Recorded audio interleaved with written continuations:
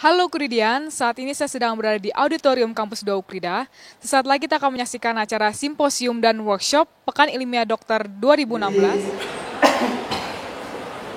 Toksikologi ini satu ilmu yang tua, lebih tua daripada farmakologi. Nah, ini awalnya itu studi yang mempelajari pengalaman di alam, misalnya racun dari ular dan sebagainya. Nah, ini ruang lingkupnya luas sekali. Ada toksikologi analitik, biokimia, forensik, dan macam-macam. Bapak dari toksikologi ini adalah Paracelsus. Ini saya kira masih berlaku sampai sekarang, mengatakan bahwa tidak ada senyawa yang bukan racun. Semua senyawa itu sebetulnya racun. Tetapi yang membedakan antara racun dengan senyawa yang bukan racun itu adalah dosisnya, dosis dan waktu pemberian. Nah, ini kita mesti pegang yang dengan perhatian. Tentu saja kita tahu yang bukan racun itu apa. Air ya tidak racun, tetapi kalau diminum satu gentong mati. Garam dapur dimakan sehari-hari. Tapi coba makan 4 gram per kilogram berat badan mati juga, ya, garam dapur. Jadi dosis yang menentukan.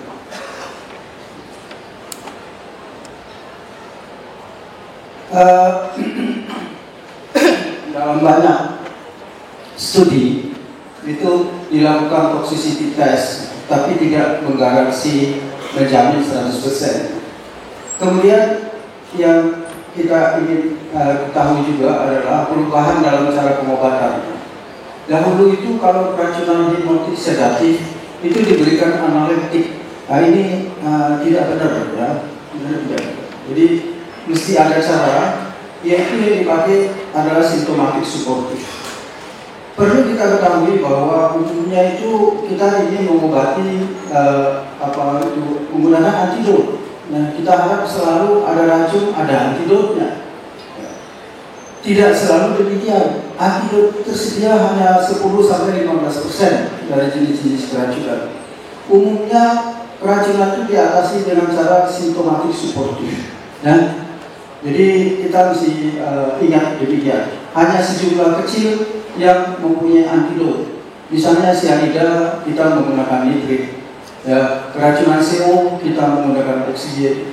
Keracunan misalnya asam jengkolat misalnya kita berikan natrium bikarbonat. Keracunan pestisida kita bisa berikan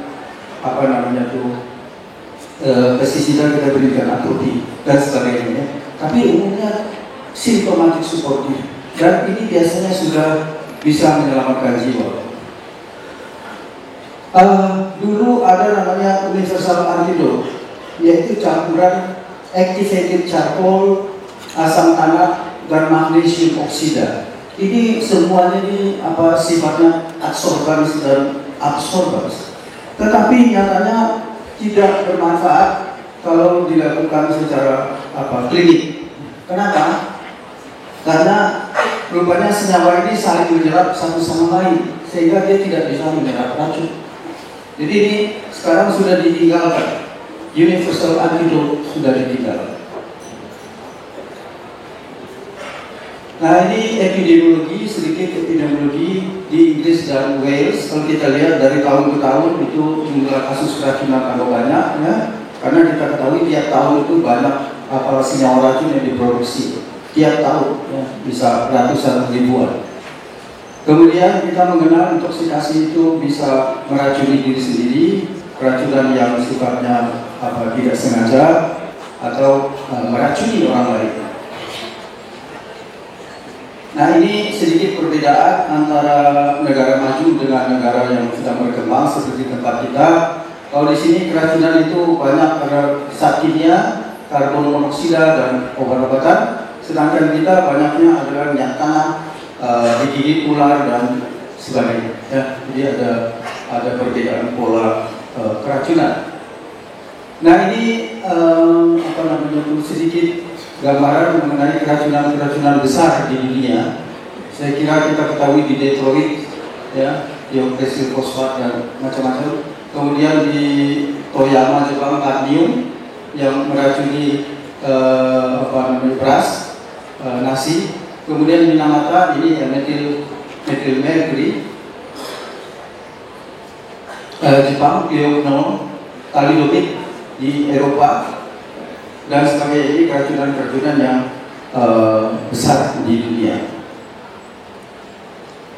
Nah, ini eksperimental toksikologi. Saya kira saya tidak akan bahas lebih banyak di sini, ya. Saya akan melewati saja beberapa slide yang tidak begitu berhubungan. Ini untuk melihat sifat-sifat kimia, kinetiknya, dan dinamik dari racun. Slide. Ini pengukuran toksisitas dengan melihat LD50, ya. Ini suatu angka yang kasar, tetapi masih dipakai sampai sekarang untuk obat-obatan, untuk jamu, untuk pestisida dan sebagainya. Ini masih dipakai. Yang dipakai itu adalah biasanya rodet biasanya, rodet, tikus dan mencit. Ini klasifikasinya: senyawa yang super toksik 5 mg, extremely toxic, lalu sampai yang non toksik di atas 15 gram per kilogram berat badan. Ini yang disebut sebagai GRAS. GRAS itu generally regarded as safe. Ini yang disebut GRAS. Kalau mencapai di atas 15 gram tidak toksik, tidak menimbulkan kematian pada hewan coba. Ini sedikit uji toksisitas yang jangka pendek, ya. Saya tidak akan ini diberikan tiap hari. Itu ujungnya tuh keluarin Noel adalah no effect level. Jadi melihat keamanan. Kalau LD50 melihat toksisitas, maka subchronic toxicity test itu kita melihat keamanan. Jadi ada dua hal yang berbeda. Ini masih, ya, uji toksisitas. Kemudian Noel itu turunannya itu akan keluar nilai ADI, ya, acceptable daily intake. Ini didapat dari Noel,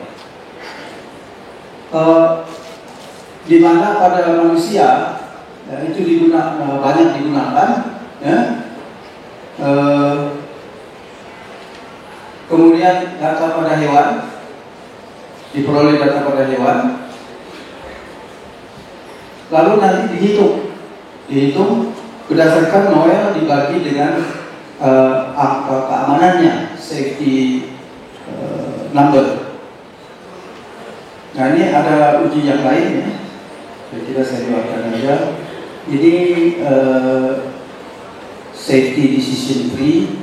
Saya kira ini adalah zat kimia yang masuk ke dalam yang diuji, sampai bisa accepted atau rejected.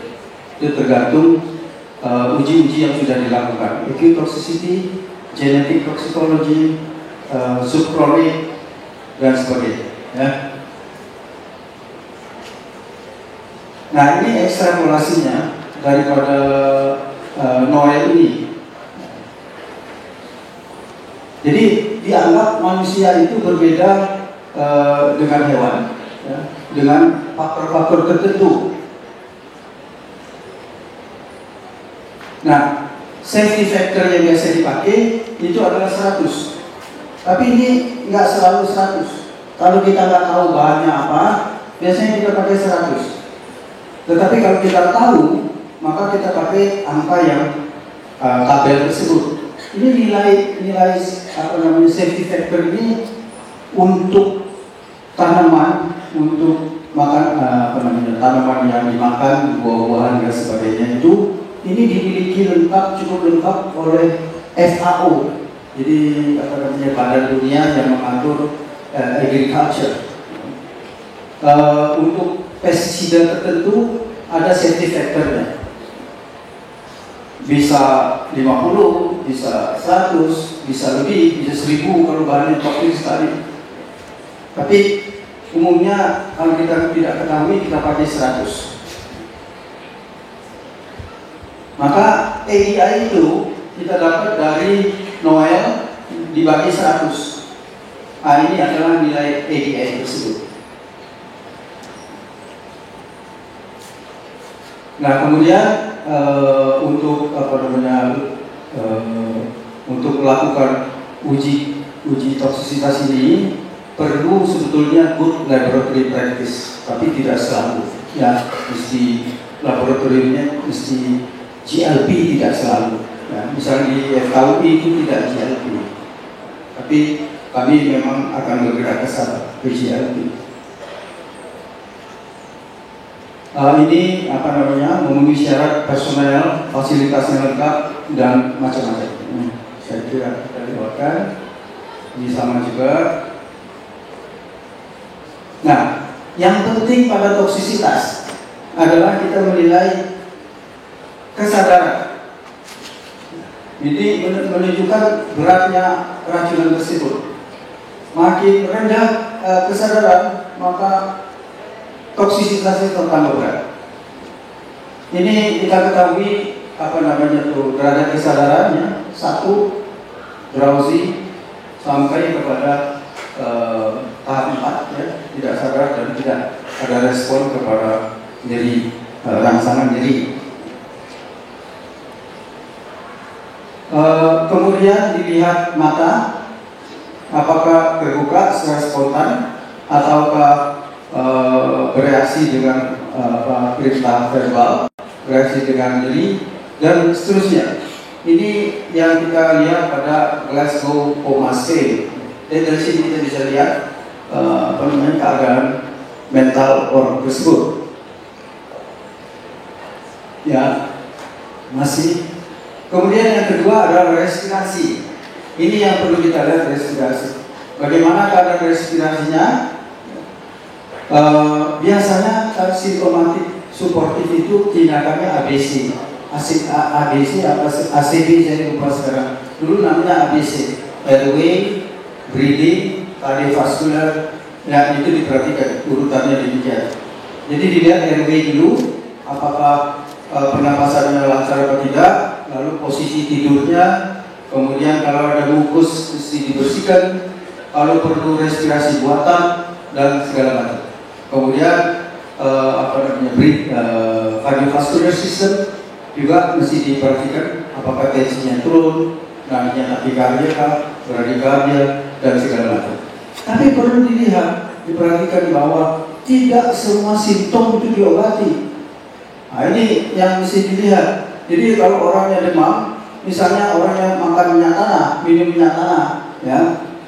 Saya pernah minum minyak tanah dulu waktu kecil, karena saya diduga tifus, ya, itu ibu saya, my beloved mother, itu kasih saya 1 sendok minyak tanah. So I know the taste. Bagaimana bitternya itu, bagaimana rasanya itu saya tahu, gitu ya. Nggak lupa sampai sekarang. Ya, itu rasanya seperti mau seperti mau tersedak, ya, seperti mengalami asfiksia. Tapi memang saya sembuh. Ya, saya nggak tahu karena aku bukan. Tapi minyak tanah itu sering menimbulkan demam. Jadi jangan otomatis diberikan antipiretik. Ya, jadi tidak semua simptom diobati. Kenapa tidak demikian? Karena orang yang keracunan itu sudah mempunyai beban kimia dalam badannya. Jadi yang ditambah dengan macam-macam. Ya, ini orang yang minyak tanah, keracunan minyak tanah, parunya mungkin ada gangguan, tapi jangan otomatis diberikan antibiotik, kecuali kita yakin ada infeksi sekunder. Ya. Kemudian jangan otomatis diberikan steroid, kecuali kita ketahui situ ada proses inflamasi yang sudah berat. Jadi kita mesti hati-hati di situ. Kemudian juga tidak semua bahan racun itu langsung rangsang muntah. Jangan selalu demikian. Misalnya orang yang menelan bahasa kuat atau asam kuat, ya, itu jangan dirangsang muntahnya.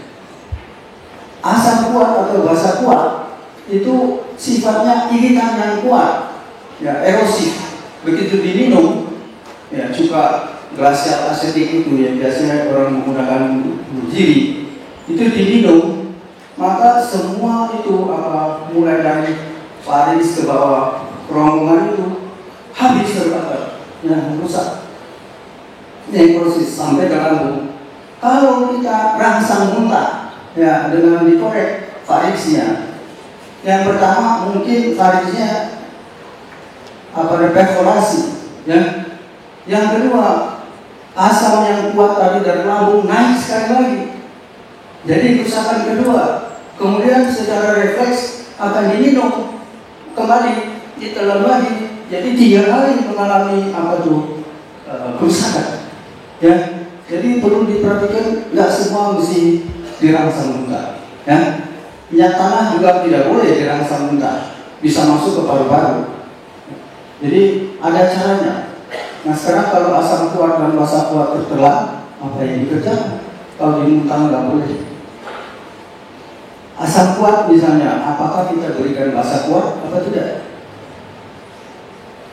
Atau basa kuat yang tertelan, apakah kita mesti berikan asam? Tidak boleh. Yang dilakukan itu dilution, dilute. Ya. Itu lambung kita ini kan bukan tabung reaksi. Asam kuat ditambah basa kuat, ya, timbul reaksi eksoteran, ya, tambah rusak lagi. Nah ini kita mesti hati-hati dalam menangani kasus-kasus keracunan demikian. Waktunya sudah mau habis, ya.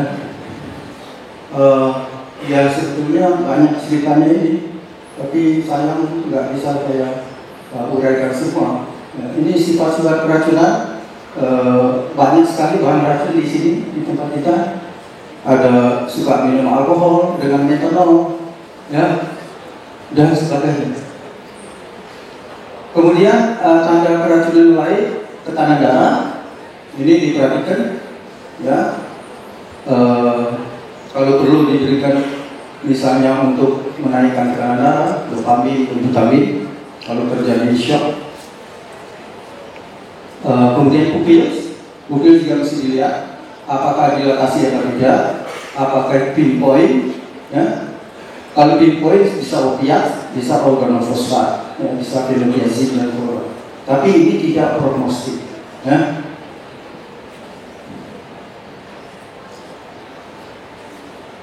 Kemudian saluran cerna tidak begitu penting, ya, untuk mendengar bising usus, ya, hanya bisa mengikuti adanya perubahan pada kesadaran.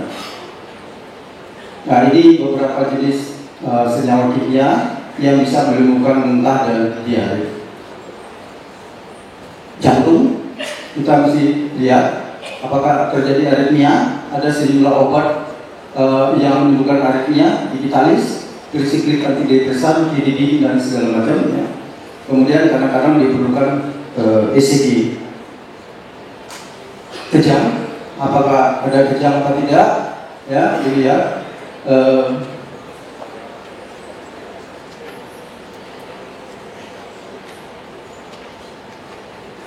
Ini kan keracunan strychnine misalnya, ya, bisa kejang.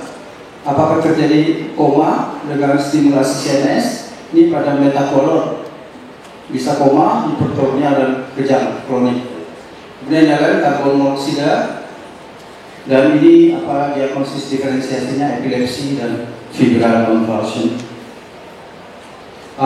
Yang lain itu adalah diagnostiknya, ya, saya kira kita mengikuti yang namanya PROMIS ini ke bawah, apa yang dilakukan, tindakan-tindakan apa yang dilakukan. Ini laboratory assessment. Perlu ditekankan bahwa jangan menunggu hasil laboratorium lebih dulu. Jadi mengobati keracunan, obati secara simptomatik suportif. Kan orang yang ingin bunuh diri itu harus diperhatikan. Kalau satu kali dia gagal, jangan dianggap persoalannya selesai. Ya, biasanya orang yang mencoba bunuh diri biasanya akan mencoba terus sampai berhasil. Jadi kita mesti monitor terus sampai keadaannya stabil, ya. Artinya mentalnya stabil, mindsetnya sudah berubah menjadi lebih baik dan sebagainya. Jangan tunggu hasil laboratorium, karena kita ketahui misalnya Whitney Houston itu hasil laboratorium ini baru keluar kalau nggak salah 1 bulan atau 3 bulan. Bayangkan itu negara maju melakukan deteksi diagnosis laboratorium begitu lama. Jadi jangan tunggu dulu. Mungkin seminggu baru keluar, tapi orangnya kalau nggak ditangani sudah mati lebih dulu. Nah, penanganannya kembali dari asimptomatik suportif. Jangan mengharapkan mendapatkan antidot. Ya. Saya kira waktunya sudah habis. Jadi kira-kira demikian. Tetapi pemeriksaan laboratorium tetap penting untuk urusan legal. Untuk nanti kalau di di pengadilan dan segala macam itu ini tetap perlu. Saya kira demikian dari saya. Terima kasih. Mari kita berikan aplaus. Terima kasih untuk Prof. Fransiana yang memberikan paparan yang cukup lengkap bagi kita semua untuk bisa mengerti tentang toksikologi. Saya undang Prof untuk duduk di samping saya, Prof. Baik, untuk pembicara kedua maka kita akan mengundang Dr. Pompini Agustina, spesialis paru dengan topik tuberculosis with HIV/AIDS patient. Mari kita berikan aplaus kepada Dr. Pompini. Sebelumnya kami akan membacakan sedikit kurikulum vitae dari Dr. Pompini. Dr. Pompini Agustina, spesialis paru, tempatan lain dari Jakarta. Riwayat pendidikan dokter umum dari FKUNS tahun 1995, spesialis paru dari FKUI tahun 2005. Saat ini bekerja di Rumah Sakit Penyakit Infeksi Sulianti Saroso dan di Rumah Sakit Eka Hospital. Terima kasih. Jadi pagi ini saya diberikan kesempatan untuk berbicara tentang penyakit TB pada orang dengan HIV/AIDS. Ya. Jadi kita ketahui dulu bahwa penyakit HIV itu merupakan virus yang menyebabkan daya tahan tubuh pada manusia ini akan menurun. Jadi human immunodeficiency viral ya. Kemudian virus HIV ini ya, dia masuk dalam kelompok keluarga Retroviridae dengan jenisnya lentivirus. Khas pada virus HIV ini sebenarnya dia adalah tipe RNA, jadi single ya, punya single. Nah, ketika dia masuk ke dalam host tubuh manusia untuk bisa bereplikasi, dia harus berubah menjadi bersifat DNA ya. Ketika dia harus replikasi di dalam tubuh manusia, dia harus berubah menjadi eDNA dengan bantuan enzim yang dinamakan sebagai enzim reverse transkriptase. Jadi itu yang perlu diingat. Kemudian yang kita kenal untuk HIV ini ada 2 tipe, yaitu HIV tipe pertama dan tipe kedua. HIV tipe pertama ini lebih banyak kita temukan di negara Amerika dan yang kedua di Afrika Barat. Meskipun 2 tipe, tapi sebenarnya manifestasi klinisnya pada pasien-pasien HIV/AIDS ini adalah sama.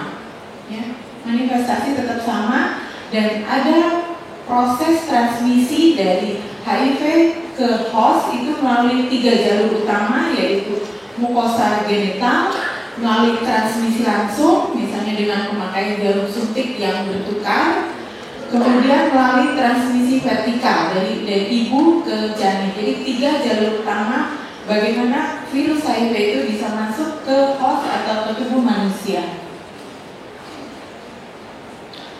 Sebelum kita mempelajari masuk ke penyakitnya, kita lihat dulu bagaimana sih siklus HIV bisa masuk ke tubuh manusia. Ada beberapa proses yang menyebabkan virus ini bisa masuk ke tubuh manusia. Pertama, kita lihat virus ini berfungsi atau berikatan dulu dengan hostnya. Hostnya ini apa? Yaitu limfosit T, CD4 atau makrofag atau sel dendrit. Kita lihat dia akan menempel, kemudian masuk fungsi ke dalam sel limfosit atau makrofag. Nah, kemudian yang tadinya single stranded satu, dia akan bereplikasi membentuk jadi double stranded. Ini kita lihat ya. Ya. Ketika dia sudah membentuk DNA, dia baru bisa mereplikasi, kemudian dia melepas diri, membentuk virion, dia akhirnya akan limfosit ini atau CD4 ini akan menjadi lisis, kemudian sel-sel virus baru itu akan melepas menjadi bereplikasi dalam jumlah yang cukup banyak. Kita lihat pada waktu virus HIV ini masuk pertama kali, kita perhatikan di sini ya. Ini pada waktu masuk ini CD4-nya masih cukup baik ya, yang garis merah ini pada waktu infeksi pertama. Kemudian begitu masuk infeksi kondisi akut dengan CD4 yang masih tinggi, berarti reaksi inflamasinya masih terjadi. Sehingga apa yang terjadi pada waktu kuman ini masuk di periode infeksi primer akut, biasanya 2 sampai dengan 4 minggu atau sampai 8 minggu, itu biasanya orang akan menjadi keluhannya apa? Karena ada reaksi inflamasi, orang akan menjadi demam, ya, nyeri tenggorok, kemudian ada pembesaran kelenjar getah bening, nanti kemudian hilang sendiri. Itu gejala khas pada waktu infeksi primer dalam kondisi akut ya. Kalau kita lihat, kenapa bisa muncul gejalanya sebentar atau muncul reaksi inflamasi yang seperti pada orang dengan imunokompeten, karena pada waktu dia menginfeksi CD4-nya di sini masih cukup baik. Ya, kemudian dengan berjalannya waktu kita perhatikan ya, tadi dengan mekanisme virusnya akan melisiskan sel T CD4. Akibatnya apa? Jumlah CD4 makin lama makin turun. Kita perhatikan di sini. Jumlah CD4 akan makin turun. Kemudian pada waktu infeksi akut ini kita lihat ya, viral load-nya akibatnya apa?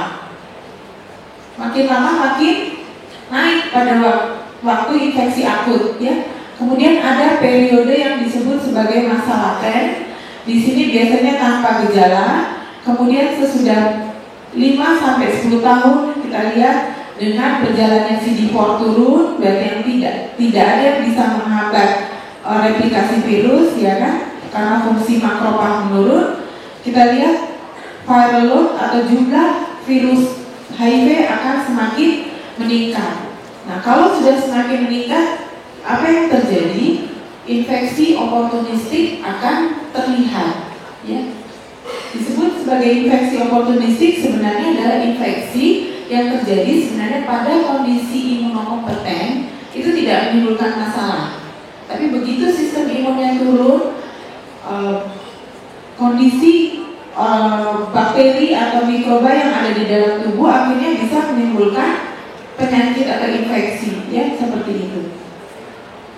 Kita lihat pada waktu awal ya, kita lihat ini antibodi mulai terbentuk ya, sehingga pada masa di atas fase akut kita melakukan untuk deteksi HIV bisa kita gunakan adalah dengan pemeriksaan antibodi ya. Tapi pada waktu awal kita lihat kadar antibodinya masih cukup rendah, sehingga pada masa awal kalau kita periksa ternyata dengan cek antibodi dia negatif, kita berpikir kemungkinan ada yang disebut sebagai masa jendela atau window period ya, karena antibodinya belum terdeteksi. Tapi begitu sudah masuk lewat window period, dia akan terlihat jumlahnya cukup banyak ya.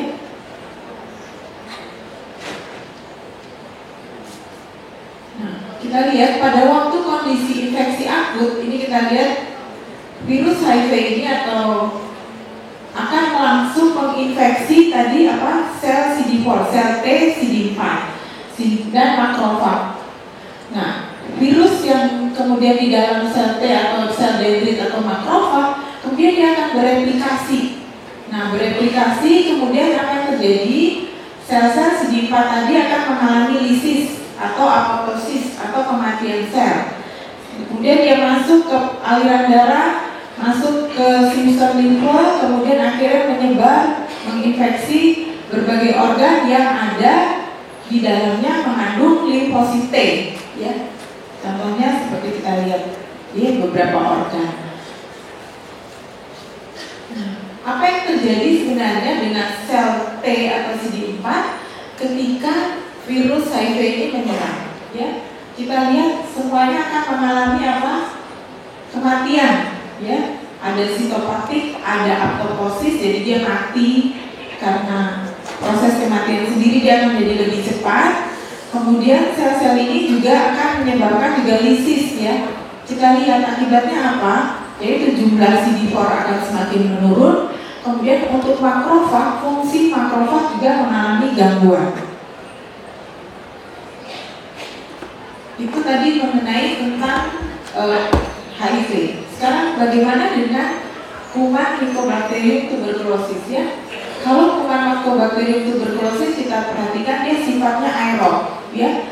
Dia sifatnya aerob, kemudian dia disebut sebagai bakteri tahan asam. Kenapa? Karena dia tidak akan mengalami dekolorisasi, tidak dengan perubahan warna ketika diberikan asam. Makanya kita sebut sebagai basil tahan asam, ya. Kemudian perkembangannya lambat, ya, sangat lambat. Ukurannya kita perhatikan, diameternya 0,2 sampai 0,5 dengan panjang 2 sampai 4 mikron. Bentuknya bacillus, ya, bentuk batang seperti ini, non-motile, ya.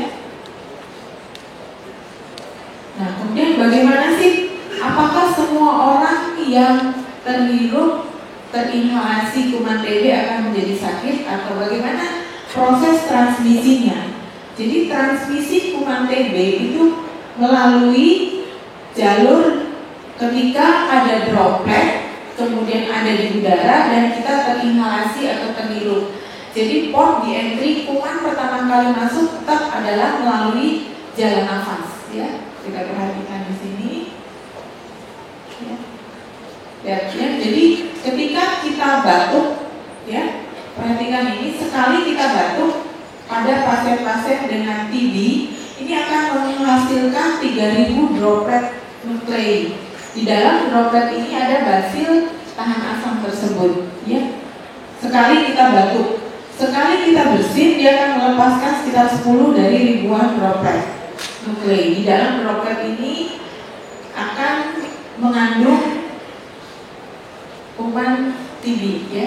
Bisa kita bayangkan satu kali batuk 3000 droplet yang akan kita keluarkan.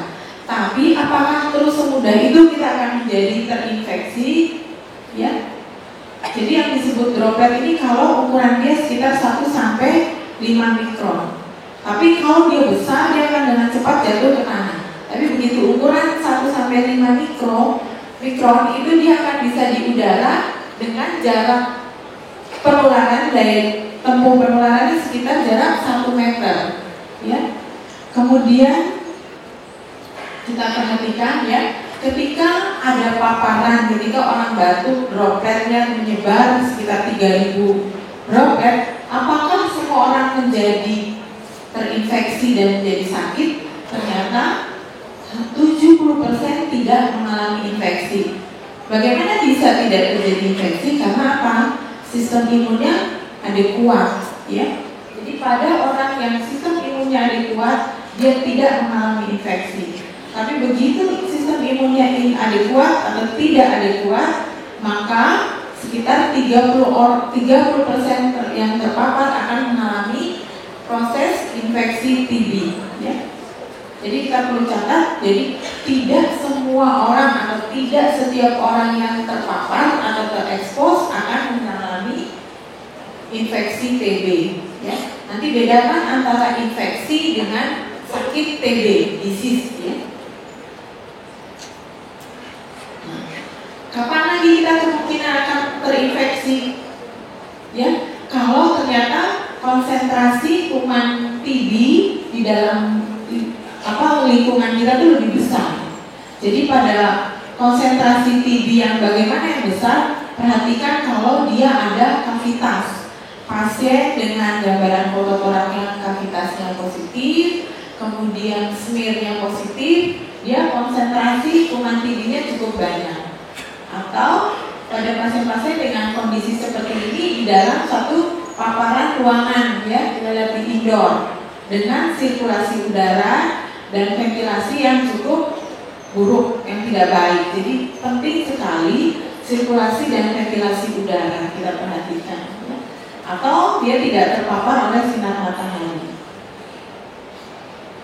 Kemudian pada orang yang menghabiskan waktu lebih banyak lagi pada kontak dengan orang yang BTA-nya positif, itu akan menjadi lebih besar lagi. Nah, ini kondisi-kondisi yang tadi saya sebutkan itu pada umumnya. Jadi bukan pada orang dengan HIV, bukan pada orang dengan HIV/AIDS. Bagaimana dengan orang-orang dengan HIV/AIDS? Ternyata orang-orang dengan HIV itu untuk menjadi sakit TB atau TB aktif itu 3 sampai 12 kali lebih besar. Bisa dibayangkan, jadi sebenarnya pasien-pasien dengan HIV/AIDS ini dia menjadi satu wadah untuk kuman TB ini bisa berkembang biak dengan baik, menjadi wadah sehingga ketika dia batuk, ketika dia sneezing, bersin, dia akan menjadi sumber penularan, ya. Makanya itu nanti kenapa sih Indonesia jadi peringkatnya naik jadi nomor 2 di dunia, ya. Waktu 3 menit lagi. Ya. Nah, kita lihat di sini ternyata dari laporan WHO ini kita lihat kasus TB yang terinfeksi TB ini menyebabkan kematian sekitar 1,5 juta. Ya. Ternyata dari 1,5 juta kematian ini 0,4 kurang lebih sekitar 30-40% ini adalah pada pasien-pasien HIV. Jadi angka kematian tertinggi pasien-pasien HIV/AIDS itu sebenarnya adalah penyebabnya karena TB di sini, ya. Kemudian yang cukup mengkhawatirkan lagi adalah bahwa Indonesia melaporkan ke WHO itu kasus TB-nya menjadi 1 juta kasus baru. Kasus baru artinya kasus yang baru mulai pengobatan TB yang sebelumnya belum pernah itu sekitar 1 juta. Akibatnya apa? Indonesia saat ini menjadi peringkat nomor 2 kasus TB terbanyak di dunia. Bisa dibayangkan Indonesia nomor 2, kemudian Cina nomor 3. Padahal jumlah penduduk Cina bisa dibayangkan berlipat-lipat dibanding dengan jumlah penduduk Indonesia. Tapi peringkat kasus TB-nya Indonesia nomor 2, Cina sekarang nomor 3, dan India tetap masih nomor 1. Nah, kemudian apa sih laten tuberkulosis, infeksi laten pada TB? Infeksi laten TB pada orang HIV menjadi perhatian karena pada orang laten TB pasien HIV harus diberikan terapi, tapi pada orang imunokompeten kita tidak melakukan terapi, ya. Jadi pada laten TB orang dengan HIV itu kalau mantuk tes atau skin testnya positif, atau kita bisa juga cek IGRA juga positif, tapi pasien ini tidak memiliki gejala sama sekali tentang mengenai TB, gejala TB atau gambaran radiologinya tidak ditemukan, maka harus diterapi. Kenapa harus diterapi? Data menunjukkan pada pasien TB, pada pasien HIV dengan laten TB, bila diterapi profilaksis dia akan menyebabkan berkurangnya pasien ini menjadi TB aktif sekitar 62%. Jadi cukup banyak. Jadi dari TB laten menjadi TB aktif pada orang dengan HIV akan berkurang sekitar 62%, dan risiko kematian akan turun menjadi 26% akibat TB. Ya. Kemudian diagnosis bisa kita perhatikan di sini ada gejala respiratori, ada gejala sistemik. Pada orang dengan HIV tahap awal dengan CD4 masih cukup baik, gejalanya sama dengan gejala TB pada orang yang imunokompeten, demam, batuk lebih dari 3 minggu, ya. Tapi perhatikan pada orang dengan stage-nya sudah lanjut 3 dan 4 dia tidak spesifik. Gejala yang paling sering kita temukan TB HIV pada stadium 3 dan 4, stadium WHO 4, itu adalah hanya demam dengan berat badan lebih penurunan berat badan lebih dari 10%. Itu yang perlu kita perhatikan. Nah, kita lihat di sini, ya, biasanya pada CD4 di bawah 200 smearnya negatif. Kenapa? Karena tidak ada lokalisir dari sistem imun di paru, sehingga apa tadi, CD4 makrofagnya disfungsi, kumannya masuk terus menyebar melalui lewat pembuluh darah dan sistem limpo. Makanya pada CD4 di bawah 200 ini lebih banyak TB ekstra paru, ya. Kita perhatikan itu. Yang penting dari chest X-ray kita lihat dia biasanya tidak spesifik, bisa infiltratnya di bawah atau seperti TB primer. Nah, untuk penata laksanaan TB HIV, perhatikan betul bahwa ketika pasien itu sudah didiagnosis sebagai pasien HIV, buktikan dulu dia tidak ada TB-nya. Kalau nanti terbukti dia tidak ada TB, kemudian masuk ke laten TB, terapi dengan INH profilaksis, ya, dosis 300 mg selama 9 bulan, baru kita kemudian masuk ke terapi antiretroviral, ya. Kalau nanti ternyata dia terbukti TB, jangan cepat-cepat memberikan antiretroviral. Berikan tetap lebih dulu adalah TB, ya, selama 2-8 minggu, baru kemudian kita berikan antiretroviral, ya, seperti itu. Waktu hampir habis. Ya, kemudian untuk antiretroviral yang kita pilihkan adalah 2 golongan nukleotid reverse transkriptase inhibitor.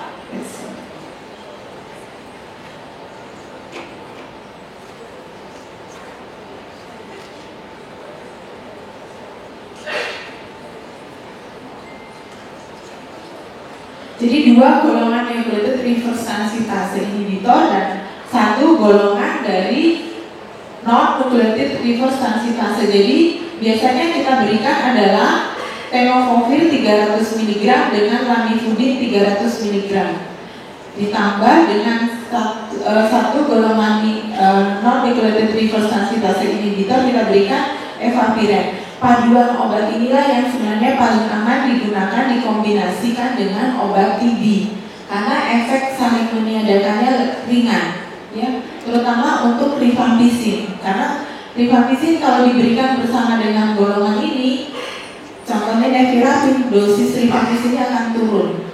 Makanya paduan yang paling aman adalah seperti ini, ya. Jadi ingat, terapi TB lebih dulu selama 2-8 minggu, sudah tolerate, tidak ada efek samping, baru kita mulai dengan antiretroviral. Jadi ingat, jadi jangan buru-buru berikan antiretroviral. Ingat, ketika pasien HIV datang dengan CD4 di bawah 200, kita akan berikan antiretroviral segera, itu akan naik CD4-nya sesudah beberapa tahun dia akan treatment. Ya kan? Sementara kematian pada pasien-pasien HIV/AIDS itu sebagian besar adalah karena infeksi oportunistiknya, yaitu TB sekitar 30-40%. Karena itu berikan dulu TB treatment. Makanya setiap pasien HIV cek TB, setiap pasien TB cek HIV, itu pentingnya apa? Supaya tidak terjadi satu, ketika antiretroviral diberikan, OAT belakangan terjadi ada yang namanya sistem pulih imun, sehingga begitu ada pasien TB tidak diterapi, ARV belum muncul, yang terjadi apa? Inflamasinya akan menjadi hebat, gejala klinis TB-nya muncul, bahkan menjadi gejala klinis yang berat. Itu yang menyebabkan akhirnya apa? Kematian menjadi ujung dari pasien dengan HIV/AIDS stadium 3-4. Saya rasa mungkin sudah sampai di sini dulu. Nanti kita mungkin kalau ada tanya jawab akan kita lanjutkan. Terima kasih. Ya, terima kasih Dr. Pompili untuk paparannya yang menarik. Baik, teman sejawat sekalian, bila mana ada pertanyaan bisa tolong disampaikan. Saya buka untuk 2 pertanyaan pertama untuk Prof. Frans dan Dr. Pompili. Mohon disebutkan ditujukan ke pembicara siapa dan asal institusi. Ada? Ya, silakan. Ya, selamat pagi dok. Terima kasih. Saya Marcel Baludioprida. Untuk dokter ini, ya. Dr. Pompili. Iya. Ya. Saya mau tanya dok, untuk seringkali kita ketemu pasien yang memang sudah HIV positif dengan on ARV, datang dengan dan biasanya disertai juga dengan peningkatan enzim hati, Pak. Itu kapan kita lakukan pemberian OAT-nya? Apakah boleh langsung atau harus 2 minggu setelahnya? Apakah ART-nya harus dihentikan dulu? Dan apakah kalau memang harus diberikan, apakah ada batasan tertentu untuk peningkatan enzim jantungnya? Peningkatannya berapa? Kita baru boleh diberikan atau kan lebih atas 1000 nggak boleh sama sekali? Ya, mohon penjelasannya. Terima kasih. Ya, terima kasih. Jadi pertanyaan yang cukup baik.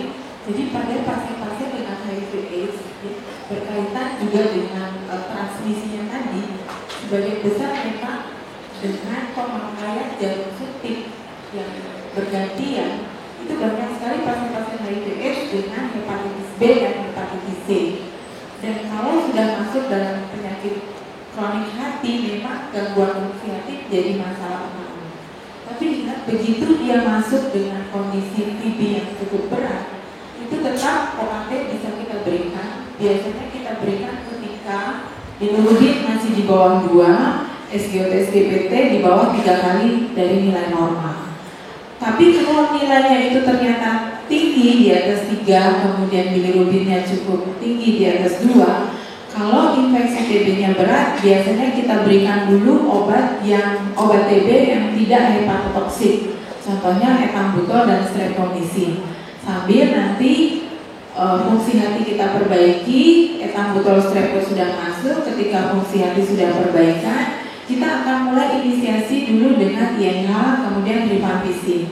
Tapi pirasinamid tidak kita berikan karena dia hepatotoksik, ya, sangat hepatotoksik, sehingga paduannya adalah menjadi rifampicin, INH, dan ethambutol dan streptomycin. Ketika obat INH rifampicin itu sudah masuk, disitulah kita mulai menghitung masa pengobatan obat yang dinyatakan sebagai obat yang lengkap baru masuk. Sesudah itu 2 minggu ke depan kita evaluasi. Kalau ternyata dengan paduan tersebut fungsi hati baik, maka ARV bisa diberikan, gitu ya. Jadi sekali lagi jangan takut dengan CD4/1 kemudian kita buru-buru memberikan ARV. Selama ini kasus-kasus kita yang di Sulianti Saroso itu dengan CD4/1 pun sebenarnya kita tidak pernah memburu-buru memberikan ARV. Tetap terapi TB lebih utama. Jadi 2-8 minggu seperti itu, ya. Terima kasih, mudah-mudahan jelas. Baik, cukup dokter. Ya baik, ada lagi yang ingin disampaikan? Satu pertanyaan lagi, mungkin kalau belum, gunakan kesempatan ini sebaik-baiknya. Kita mengundang pakar-pakar ini semua, ya. Tolong disiapkan. Mungkin sebelum ini saya ingin menanyakan satu pertanyaan untuk Prof. Frans terkait paparan Prof tadi bahwa terapi untuk keadaan toksik lebih ke arah simptomatik dan suportif dibandingkan pemberian antidot, karena tidak semua mempunyai antidotnya. Lalu yang lainnya lagi, tidak semua juga kita bisa berikan terapi. Dalam arti misalnya kalau dia demam, kita berikan antipiretik dan sebagainya. Nah, bagaimana nih Prof untuk membedakan kapan kita harus memberikan terapi, kapan kita harus tidak memberikan dalam arti kata simptomatik dan suportifnya? Iya, terima kasih pertanyaannya. Jadi memang yang utama itu memang harus simptomatik suportif. Kenapa? Karena misalnya begini, kalau orangnya melakukan upaya bunuh diri misalnya, itu dia akan berusaha supaya tidak diketahui apa yang dia makan. Biasanya gitu ya. Nah, jadi kalau dia makan pestisida misalnya, ya dia di sebelahnya itu botol atau gelas yang isinya bukan pestisida. Jadi kita bisa tertipu dengan demikian. Jadi kita mesti hati-hati. Kita mesti lihat. Tidak semua mempunyai antidot. Jadi jangan harap semuanya punya penawar. Saya kira itu dipegang. Apalagi kita nggak tahu awalnya tuh Dia keracunan apa kita nggak tahu. Jadi susah. Jadi terapi simptomatik.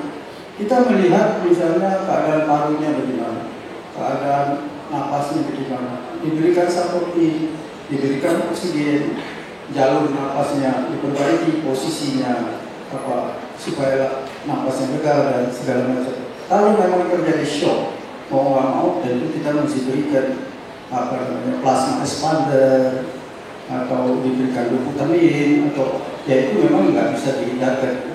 Tetapi ada keadaan-keadaan di mana sebenarnya itu merupakan manifestasi dari toksisitas itu sendiri yang kalau toksisitasnya itu bisa teratasi, gejala-gejala itu bisa hilang sendiri. Ya, itu contoh yang jelas tadi misalnya berat badan tanah. Ya, orangnya agak demam, ya, agak tinggi temperaturnya, tetapi ya tidak perlu langsung kita berikan atau antibiotik, ya, kita langsung berikan antibiotik dan segala macam. Nah, ini tindakan-tindakan yang berlebihan ini kiranya pantas dipertimbangkan. Gitu. Ya, kalau memang dia keadaannya berbahaya, life saving, ya terpaksa kita memang bisa berikan itu. Keadaan orang yang keracunan itu tentu saja kritis sebetulnya. Kalau kita sudah bisa mengatasi keadaan ini, dan kita sudah boleh dikatakan kita dan korban tersebut. Kita nggak sebut penderita, kita sebut korban tersebut. Tentu saja sudah terima kasih, ya sudah berhasil mengatasi. Kira-kira demikian. Baik, terima kasih Prof. Frans dan Dr. Pompili. Mungkin di akhir, bila mana tidak ada pertanyaan lagi, saya akan coba merangkum beberapa hal terkait topik kita pagi hari ini. Jadi dari pembicara pertama, Profesor Dr. Frans Suyatna, spesialis farmakologi klinis tentang toksikologi medicine in clinical pharmacology, bahwa yang terpenting adalah pada kasus-kasus toksikologi kita melihat simptom dan terapi suportif yang kita bisa berikan untuk life saving. Jadi beberapa hal yang terkait kesadaran, respirasi, tekanan darah, pupil, keadaan dari gastrointestinal, jantung, dan keadaan-keadaan dari susunan saraf pusat, itu yang kita perhatikan pertama, karena kita tidak bisa bergantung pada antidot ataupun kadang-kadang kita tidak mengetahui racun apa yang kena pada pasien tersebut. Lalu untuk pembicara kedua dengan Dr. Pompili Agustina, spesialis paru, dengan topik tuberculosis with HIV/AIDS patient. Tadi telah disampaikan bahwa pada pasien-pasien HIV dengan TB, terapi yang pertama untuk kita jalankan adalah terapi TB terlebih dahulu, baru kemudian mengevaluasi HIV-nya. Tentu dengan memperhatikan keadaan klinis pasien. Demikian yang hari ini, topik kita pada pagi hari ini. Mari kita berikan applause yang luar biasa untuk kedua pembicara kita. Terima kasih Prof. Saya kembalikan ke Terima kasih Dr. Wani, dan terima kasih kepada kedua pembicara pada pagi hari ini, Prof. Frans dan Dr. Pompili serta Dr. Dominika. Sebelum kita maju ke simposium berikutnya pada pagi hari ini, kita akan ada coffee break selama 10 menit. Jam menunjukkan pukul 9.32 menit. Kita akan ada 10 menit ke depan untuk coffee break. Kami berharap dalam 10 menit ke depan, setelah mengambil coffee break, para dokter sekalian dapat berkumpul kembali di auditorium untuk mengikuti simposium kedua kami. Waktu 20 menit, Dok. Waktu dan tempat kami persilakan.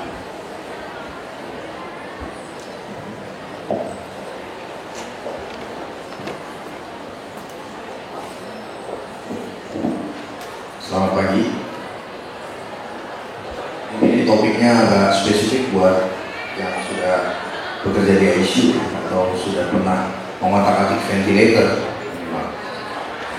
ARDS mengalami beberapa kemajuan dalam definisinya dalam beberapa tahun terakhir.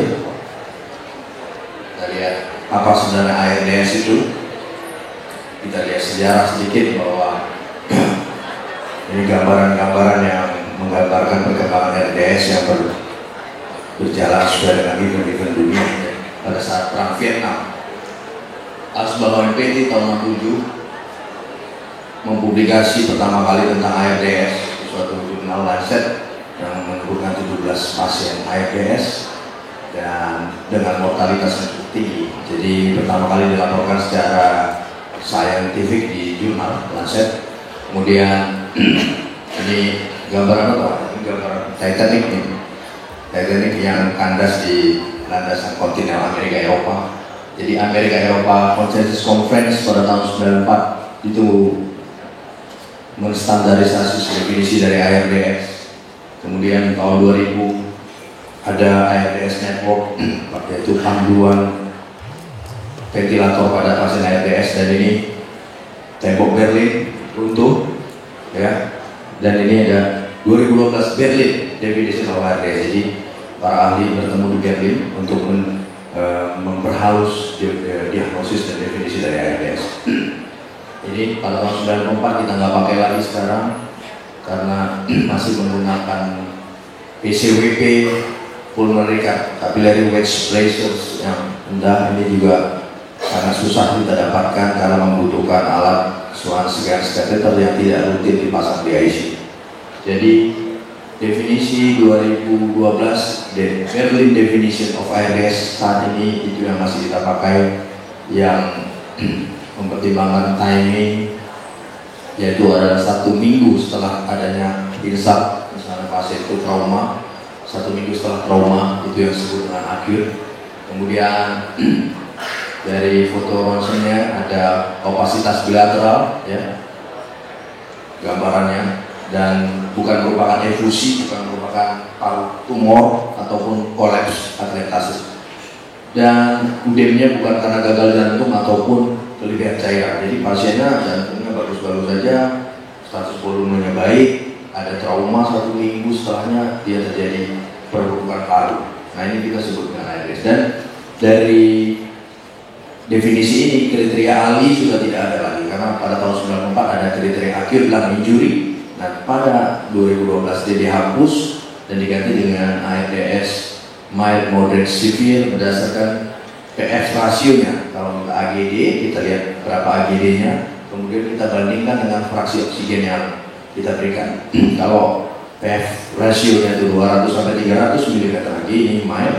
Semakin kecil 100 sampai 200 itu moderate, di bawah 100 severe ARDS. Ini perubahan definisi dari tahun 94 American European Consensus Conference dengan Berlin Definition. Di sini kita lihat ada perbaikan di dalam timing, dijelaskan. Kemudian ahli sudah tidak ada lagi oxygenation, mencantumkan nilai peak-nya berapa, kemudian foto ronsennya di sini di limitation-nya dia tidak jelas, tidak jelas kriterianya. Pada Berlin Definition kriterianya bisa nanti dilihat lebih detail disampaikan. Kemudian PAWP, PCWP tidak dicantumkan lagi karena ini memerlukan alat invasif yang tidak semua ICU bisa pasang Swan-Ganz catheter, jadi bisa diganti dengan pemeriksaan klinis yang baik dan juga bantuan dari ekokardiografi. Risk factor pada definisi sebelumnya tidak disampaikan, namun dari Berlin nanti dipaparkan risk factor apa-apa saja yang bisa menyebabkan pasien ARDS. Ini dia, bisa langsung pada paru ataupun tidak langsung. Misalnya langsung jelas kalau pada paru yaitu pneumonia, toxic inhalation, aspirasi, kondisi paru dan tenggelam. Sementara yang indirect itu bisa pada organ-organ yang sangat jauh dari paru. Misalnya pankreatitis yang paling sering juga, atau post operasi jantung, luka bakar atau drug overdose itu bisa menyebabkan suatu ARDS. Lihat nih, timingnya adalah 1 minggu setelah konsep ini ada. Nah, dalam perjalanan penyakitnya ARDS itu dibagi dalam 3 fase. Pertama, exudative fase, ini terjadi capillary conggestion, mulai udem, alveolar, kemudian mulai pembentukan hyalin, kemudian proliferative base, yaitu peningkatan tipe 2 alveolar cell, kemudian hyalinnya semakin padat, dan fibrotic base, ini pasien sudah fibrosis, ya. Dan biasanya kalau fibrotic base, biasanya pasiennya mortalitasnya agak sangat tinggi karena kita sudah terlambat dan manuver di ventilator juga tidak begitu bermanfaat. Jadi kita cari nanti early phase. Ini hanya gambaran terjadi proses migrasi dari neutrofil, terus terjadi difusi protein, terjadi akumulasi cairan di sini, kemudian terjadi cairan juga ya, masuk ke dalam alveolar. Nah, dalam fase-fase tadi exudative stage lah yang bisa kita lakukan manuver di dalam ventilator. Kalau kita tahu pasien dirujuk misalnya ke kita sudah hari ke-10 post trauma misalnya, kita lihat dia itu sudah pada fibrosis phase, biasanya prognosis sangat jelek dan manuver lung recruitment di ventilator juga tidak bermanfaat ya pada pasien ini karena pressure di ventilator itu akan sangat tinggi. Nah, ini asing ya bagi yang belum pernah ya atau di ICU ada namanya manuver lung recruitment. Lung recruitment itu mengambil lagi paru-paru yang kolaps, bukan dengan obat-obatan tetapi dengan manuver di dalam ventilator itu sendiri. Semakin canggih ventilatornya, semakin banyak manuvernya di situ, monitoringnya juga semakin bagus. Namun ventilator sederhana pun kita bisa melakukan lung. Sekarang apa sih definisi? Definisi itu memberikan tekanan ya secara volunteer kita lewat ventilator memberikan tekanan untuk meningkatkan tekanan jalan nafas sehingga paru-paru yang kolaps ya itu bisa direkrut lagi ya, dan ini bisa kita lakukan dengan ventilator conventional dan konsepnya adalah kita harus mengatasi tekanan kolaps di paru supaya dengan tekanan yang tinggi dan berlangsung cepat paru-paru yang kolaps itu bisa terbuka sehingga oksigenasinya jadi lebih baik. Itu lung recruitment.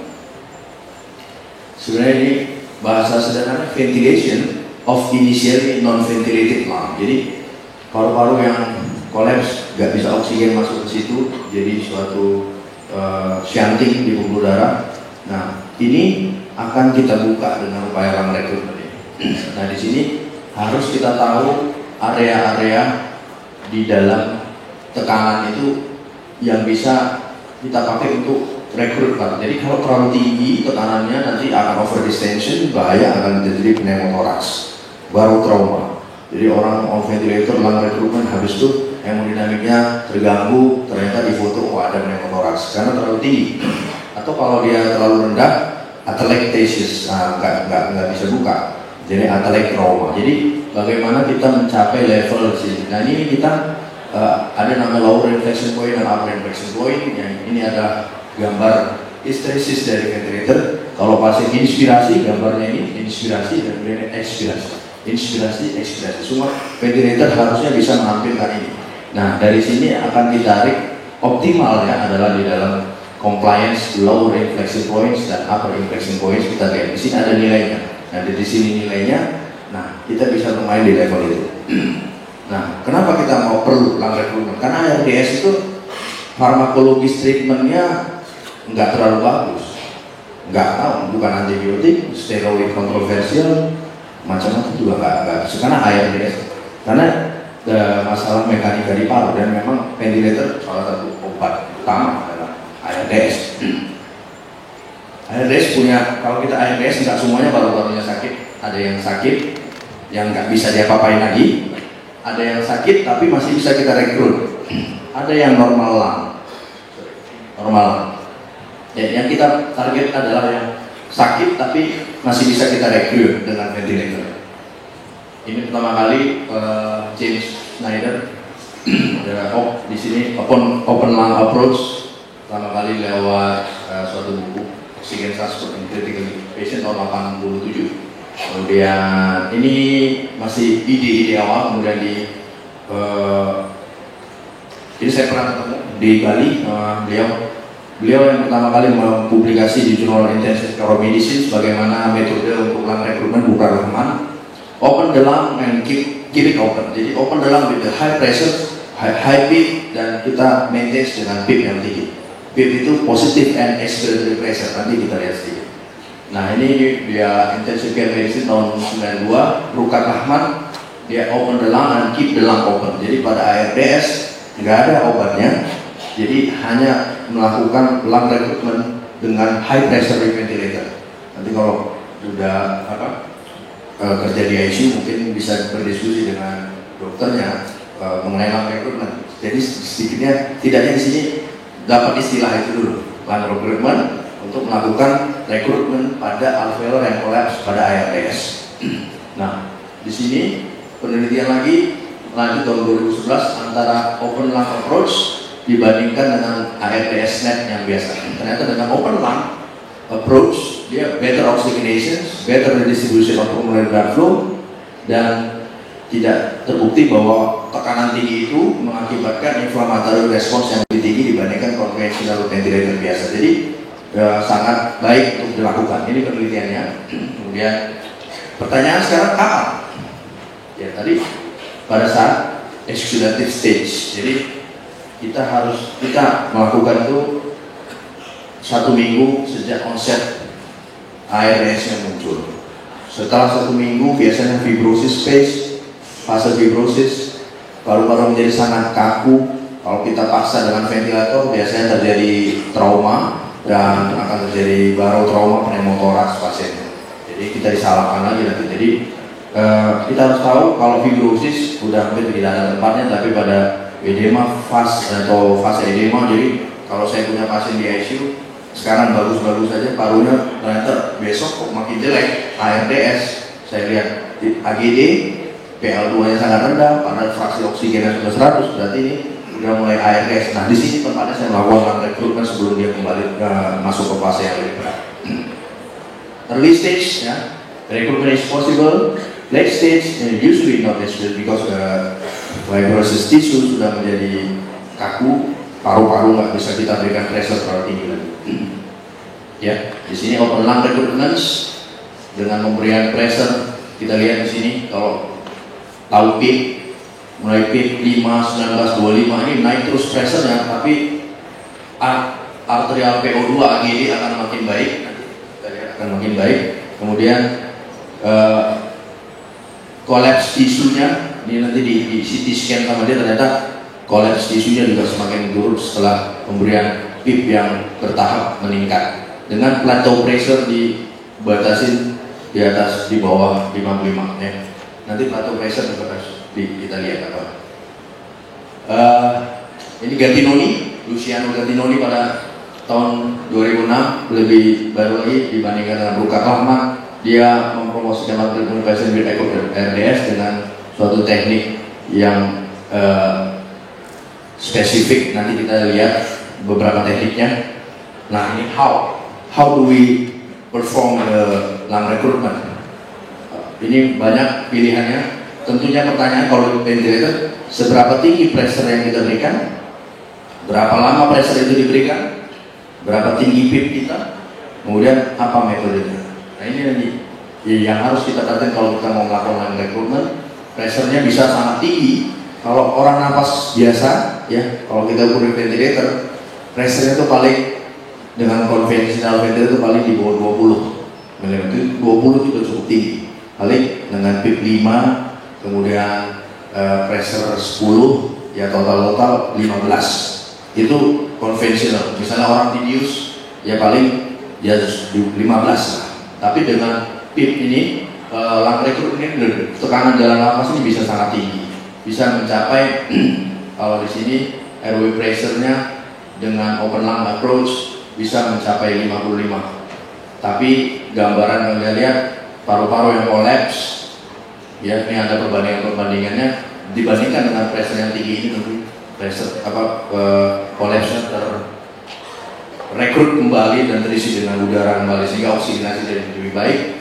Ya ini tekanan transpulmonary pressure, dia harus mengatasi resistensi di jalan nafas di sini dan mengatasi tekanan transpulmonary pressure. Nah kita lihat dengan semakin tingginya 5 menit lagi. kita lihat alveolusnya semakin berkembang dengan baik. Ini bisa dilihat di ventilator, lower inflection point, upper inflection point. Durationnya bisa kita 40 detik saja. Jadi nafas biasa pasiennya dengan ventilator, kemudian kita ngulang rekrutmen, kita berikan pressure yang tinggi itu 40 detik. Kemudian setelah 40 detik kembali ke pressure awal. Nah itu kita bisa ulang, kita lakukan lagi sampai kelihatan oksigenasinya membaik, saturasinya menaik. Jadi semacam dihentakkan tekanan itu. Bisa juga 60 detik, bisa 2 menit. Bisa juga berdasarkan nafas. Misalnya dalam satu nafas itu ada 1 menit ada 14 kali nafas. Kita bisa berikan 4 nafas itu dengan pressure yang tinggi. Jadi pertama normal, kemudian nafas keempat misalnya pressure tinggi, terus nafas kedua juga selanjutnya tinggi sampai 4 nafas, baru kembali lagi ke nilai normal. Jadi dengan hentakan pressure yang tinggi itu dia paru-paru bisa jadi terbuka kembali. PIP, ya, dia harus mampu memberikan oksigenasi yang baik. Ya. Atelectasis is bad, kita atasi dengan PIP, but overinfection is also bad. Jadi bagaimana kita membatasi PIP juga jangan terlalu tinggi, ya.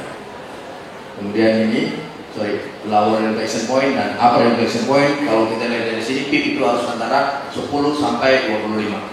Ya, ini dengan PIP juga kita mengurangi gerakan alveolar. Ternyata yang membuat paru rusak itu adalah ketika dia ekspirasi, kolaps, inspirasi yang tinggi dia besar, kemudian kolaps lagi.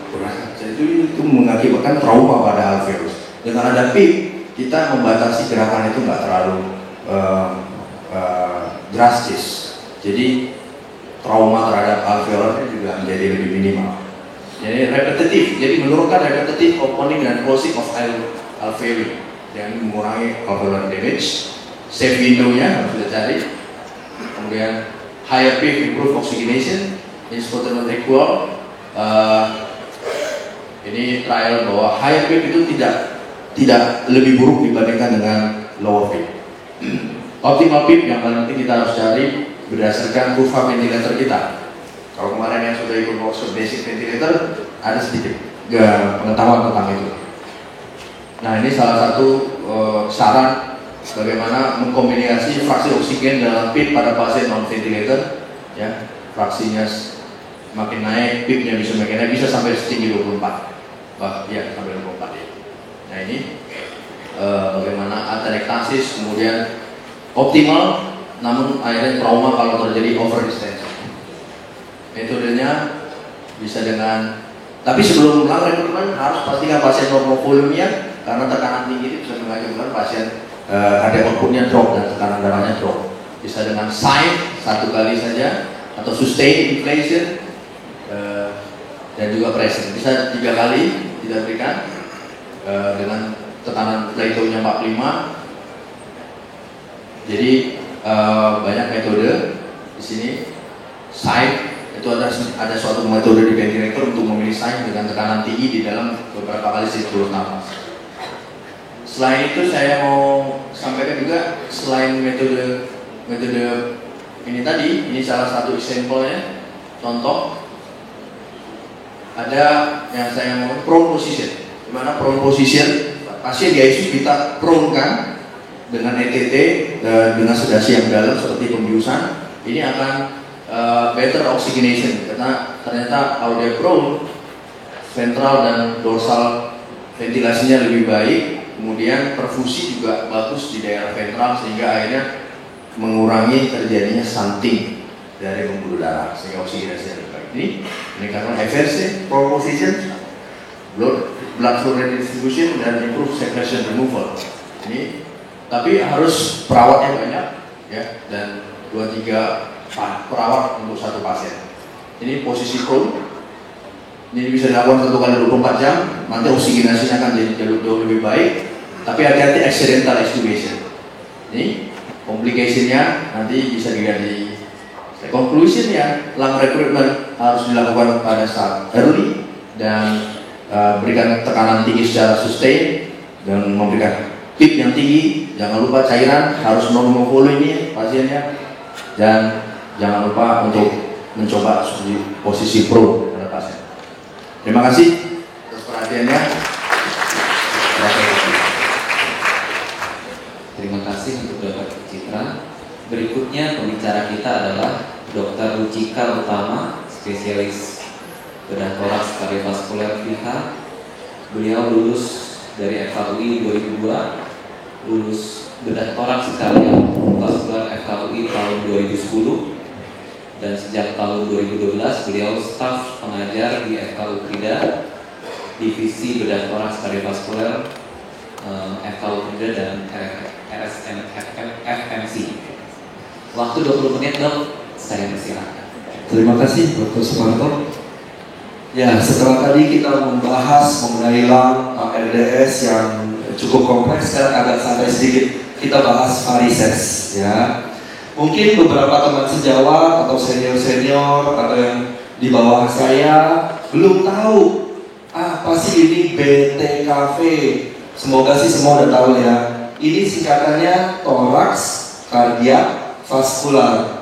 Nah, nanti ada yang pikir juga, ini kan dokter bedah jantung, ngapain ngurusin varises? Nah, jangan lupa terseliplah V-nya di sini.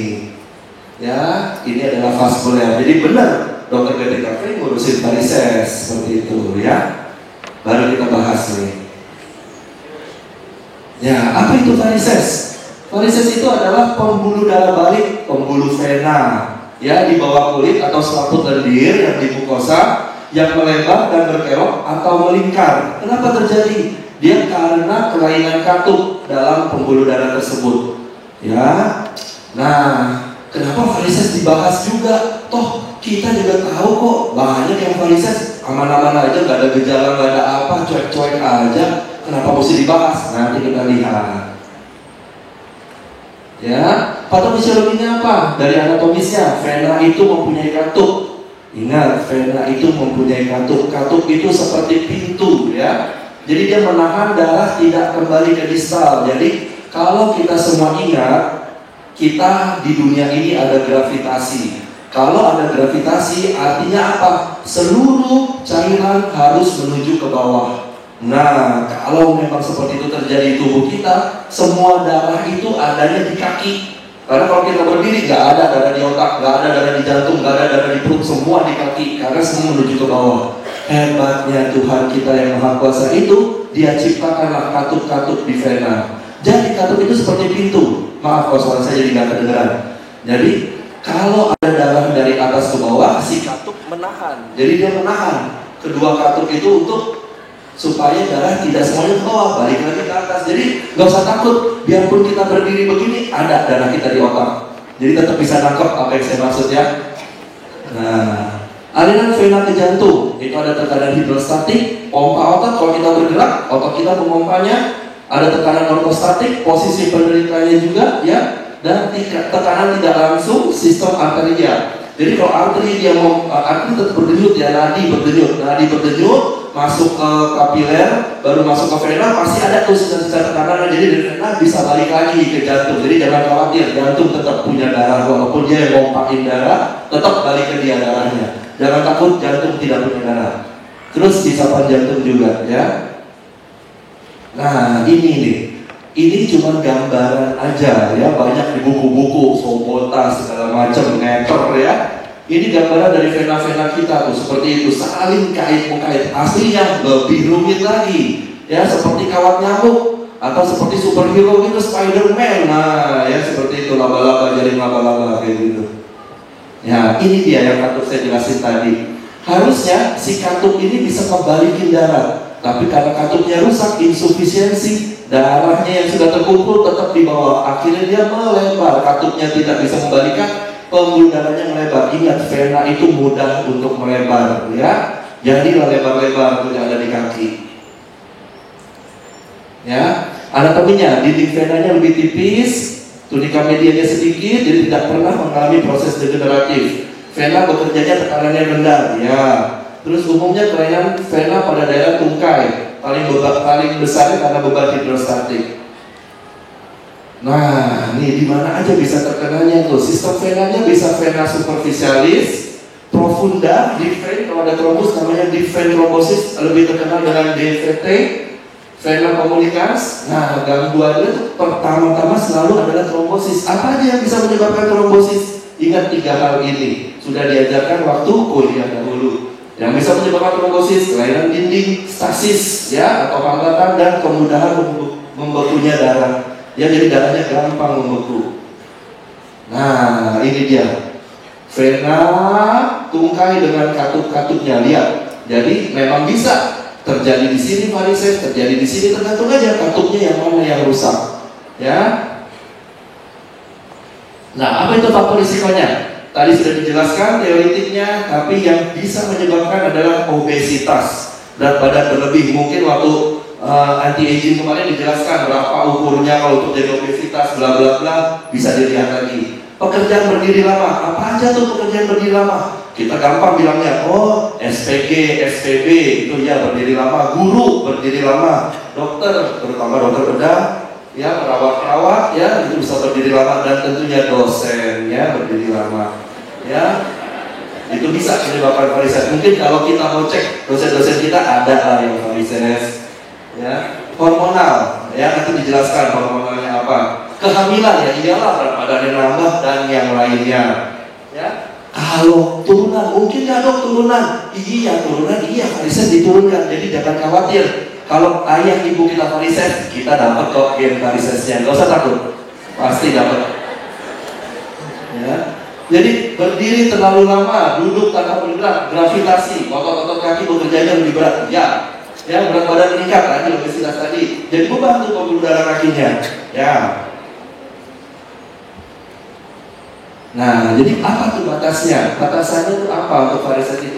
Pemanjangan, perlebaran, ada berkelok-kelok dari sistem venanya, dan ada gangguan sirkulasi. Apa aja gangguannya? Entar kita lihat.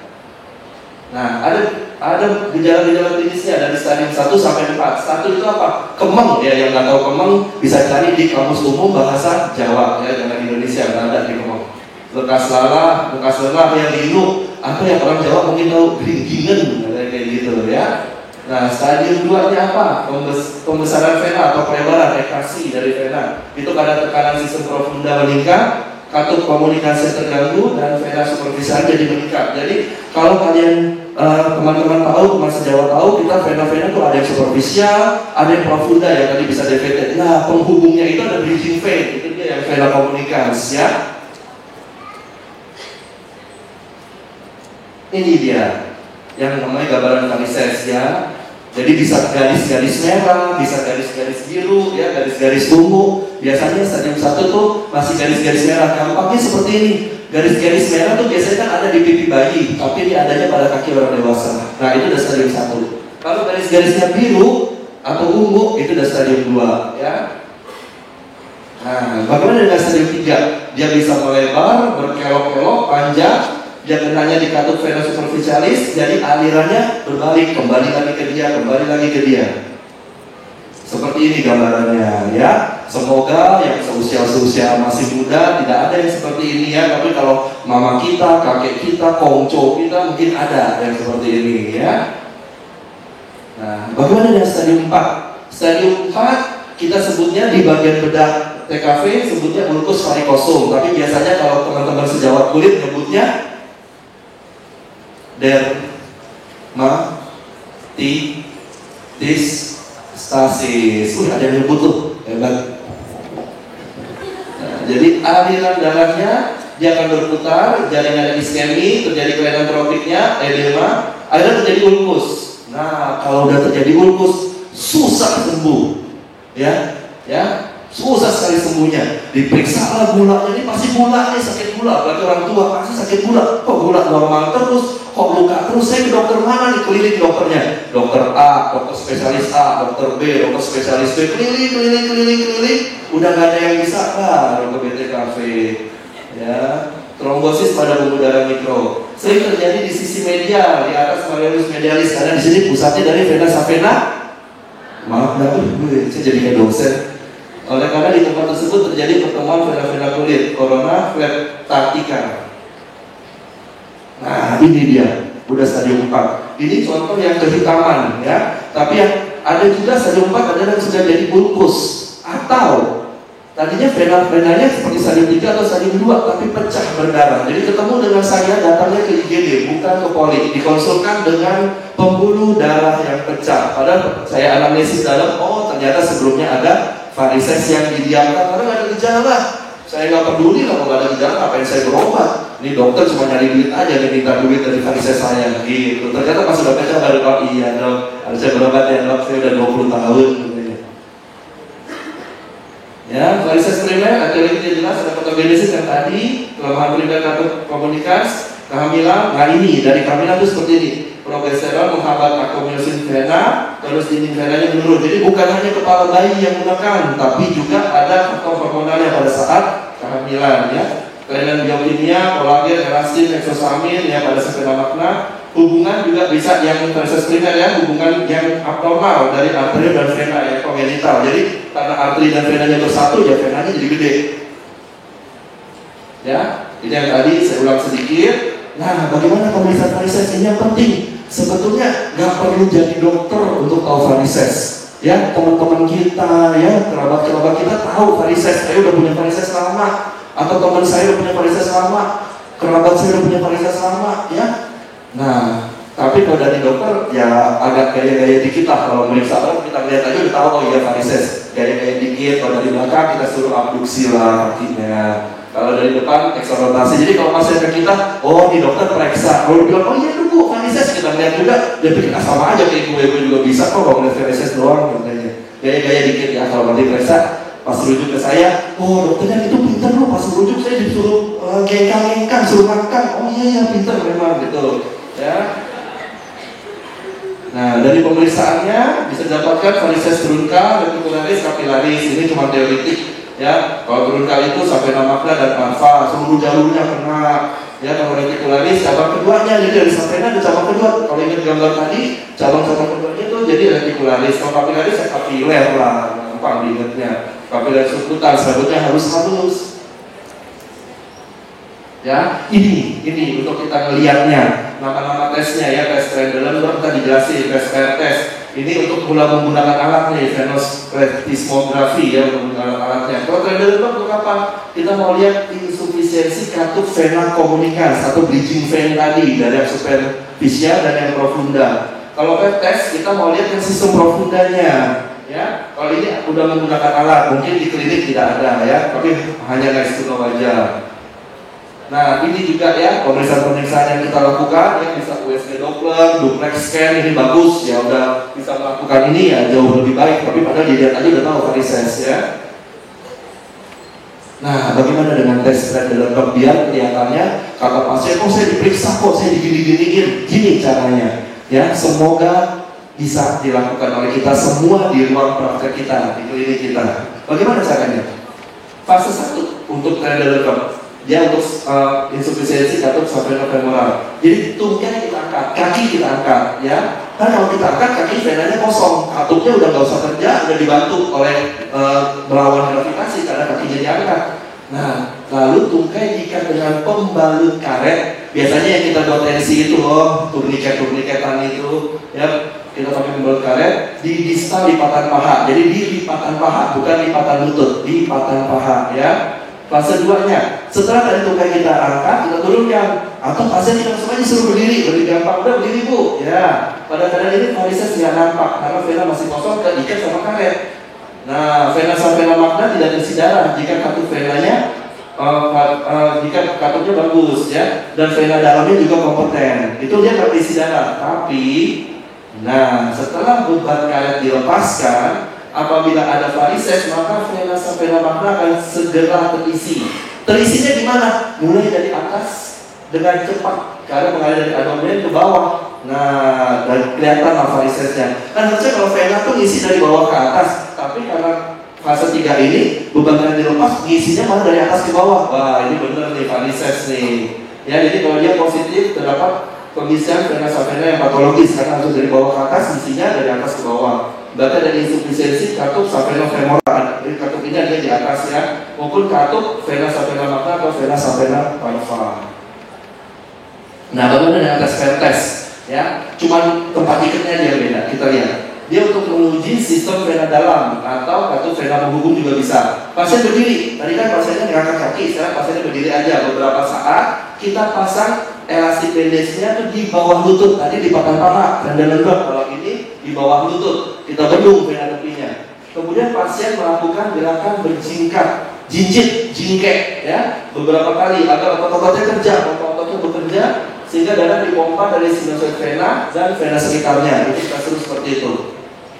Nah, bila vena yang terletak distal dari ikatan kosong, berarti katupnya baik, nggak ada sumbatan. Tapi kalau dia bertambah besar, udah diikat dia bertambah besar, berarti katup tersebut mengalami kegagalan membalikkan aliran atau terdapat sumbatan vena dalam yang lebih terkenal dengan istilah DVT tadi, ya, deep vein thrombosis. Nah, kalau dia nyeri, jadi juga sama. Berarti sumbatan vena dalam kita curigai, itu varises sekunder, berarti ada penyebabnya. Pertama, bila vena sistem arteri telah disingkirkan, udah kuning aja ya. Nah, tempat-tempat terjadinya di mana aja varises? Lambung, mungkin kemarin yang ikut workshop udah dijelaskan dengan dokter Doreen, dokter Cahyadi dengan jelas, sangat amat jelas ya, varises lambung atau kita sebut varises esophagus ya. Nah, di rektum, di usus besar dekat anus, ini biasanya kita jumpai sebagai hemoroid ya. Di vagina, varises vaginalis, di skrotum ya, juga di vulva. Kalau di skrotum biasanya kita sebut dengan varikokel ya. Nah, ini yang di vagina ya, di vagina varises seperti ini. Kenapa saya kasih gambar ini? Ini bukan untuk porno-pornoan, tapi saya pengen kasih tahu. Karena kalau udah seperti ini, pasti dokter objinnya nyarankan untuk, kalau dia hamil, untuk sesar, pasti disarankan untuk sesar. Atau pada beberapa orang yang nggak mau disesar, kita tangani aja varisesnya. Kita kecilkan, kita suntik, udah kecil bisa dia lahir per vagina, nggak masalah ya. Karena kalau dipaksakan lahir per vagina dengan begini, resiko bleedingnya besar. Varisesnya pecah, wah udahlah. Ya, terapinya itu tadi sudah dijelaskan sedikit ya. Untuk varises derajat 1 dan 2 non bedah, kalau bedahnya itu bisa stripping, ligasi vena-vena komunitas, ya juga multiple depth incision kita lakukan. Ya, kalau udah ada ulkus, eksisi ulkus, dan yang terbaru ini adalah kita menggunakan laser, endovascular laser. Ingat kalau ada gitu di pinggiran-pinggiran yang kalian sudah teman-teman sejauh sudah jalan atau apa, yuk di laser untuk varisesnya ditempel-tempel laser di kulit. Biasanya sih hasilnya nggak baik, itu nggak ada evidence base-nya. Yang kita lakukan adalah endovascular laser. Jadi kita buka sedikit, insisi kecil, varisesnya kita ambil, intraluminal kita masukkan lasernya. Itu baru benar. Tapi kalau laser tempel-tempel di kulit, ya silahkan dicoba aja. Terus dengan menggunakan radiofrekuensi, mirip caranya. Ini suntik-suntik tenang dengan jarum halus. Jadi kalau ada pasien, saya takut dong disuntik, tenang, dokter Chika pakai jarum halus kok gitu ya, nggak masalah. Ya, ini untuk strippingnya tekniknya seperti ini, insisinya juga kecil. Nah, perawatannya fase bedah nanti kita bahas sama-sama. Udah kuning, terima kasih.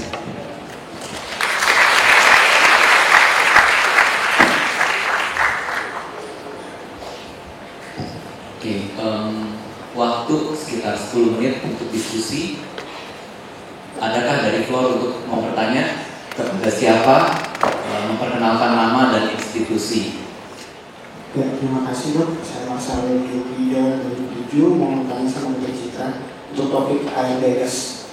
Seringkali ketemu pada pasien dengan pneumonia dengan ARDS-nya yang parunya cukup berat dok. Dari hasil dirinya mengarah ke ARDS, hipoksia dengan CO2 tinggi dengan narkose. Keadaannya udah mulai penurunan kesadaran. Memang kan idealnya dari dokter tadi adalah ventilator ya dok ya. Tapi seringkali buat kita yang teman-teman yang di Perikar sama yang di RJKN dengan ICU ventilator yang cukup terbatas, seringkali dari SPP kita kolaborasi suka melakukan ventilasi mekanik dengan BI misalnya 15 menit per jam dengan goal mungkin menyerupai ventilator. Sebenarnya untuk itu ada tempatnya nggak sih dok? Karena saya seringkali ketemu beberapa kasus pada pasien dilakukan seperti itu. Karena tempat kerja saya ada dokter mudanya, kita kolaborasi 1-2 hari. Ada yang klinisnya membaik dok, maksudnya keadaannya CO2-nya turun, O2-nya naik, PO2-nya itu sebenarnya ada tempatnya nggak dok? Maksudnya kalau kita lakukan dengan ventilasi mekanik dengan BI. Nah, buat teman-teman di PK sama dengan RJKN ini ICU ventilator susah. Thank you dok. Kalau memang tidak punya ventilator dan kasusnya ini tadi merupakan suatu indirect ARDS yang sangat awal sekali ya memang kita harus melakukan ventilasi manual dengan sendiri. Tapi itu bisa kita lakukan dengan tetap memahami bahwa tangan kita itu harus menghasilkan PIP. Tangan kita harus menghasilkan PIP pada saat membagging. Jadi bagging itu bukan gini, bagging lepas gitu. Jadi pada saat kita memberikan ekspirasi, ya, pada saat pasien ekspirasi kita harus memberikan tahanan tambahan. Kalau memang kita melihat dari fotonya ada infiltrat, ada atelektasis atau aspirasi. Misalnya kita lihat ada misalnya karena dia overdose, kemudian muntah, aspirasi, desaturasi, AGD-nya jelek, nggak ada ventilator, kita bisa tetap melakukan bantuan, harus diintubasi pasiennya, memberikan bagging manual, tapi baggingnya itu kita harus belajar bagaimana membagging dengan memberikan PIP pada akhir ekspirasi. Jadi jangan tangan kita di-loss semuanya, karena alveolus akan kolaps lagi. Begitu ekspirasi ada tahanan, dan tahanan itu bisa lebih tingkat. Memang itu tidak keluar nilainya kan, tetapi tentunya berbeda ketika kita bagging, kita lepas, kita tahan sedikit dibandingkan kita bagging lepas sama sekali. Jadi saya juga mengajarkan kepada dokter umum kalau transport pasien juga dengan ARDS nggak ada ventilator, tadinya dia on ventilator dengan PIP yang cukup tinggi misalnya 10, terus transfer pasien dari satu rumah sakit ke rumah sakit berikutnya nggak ada ventilator, hanya bagging selama di ambulan menggunakan PIP tangan sendiri, ya, handmade PIP itu bisa, dan daripada tidak melakukan sama sekali.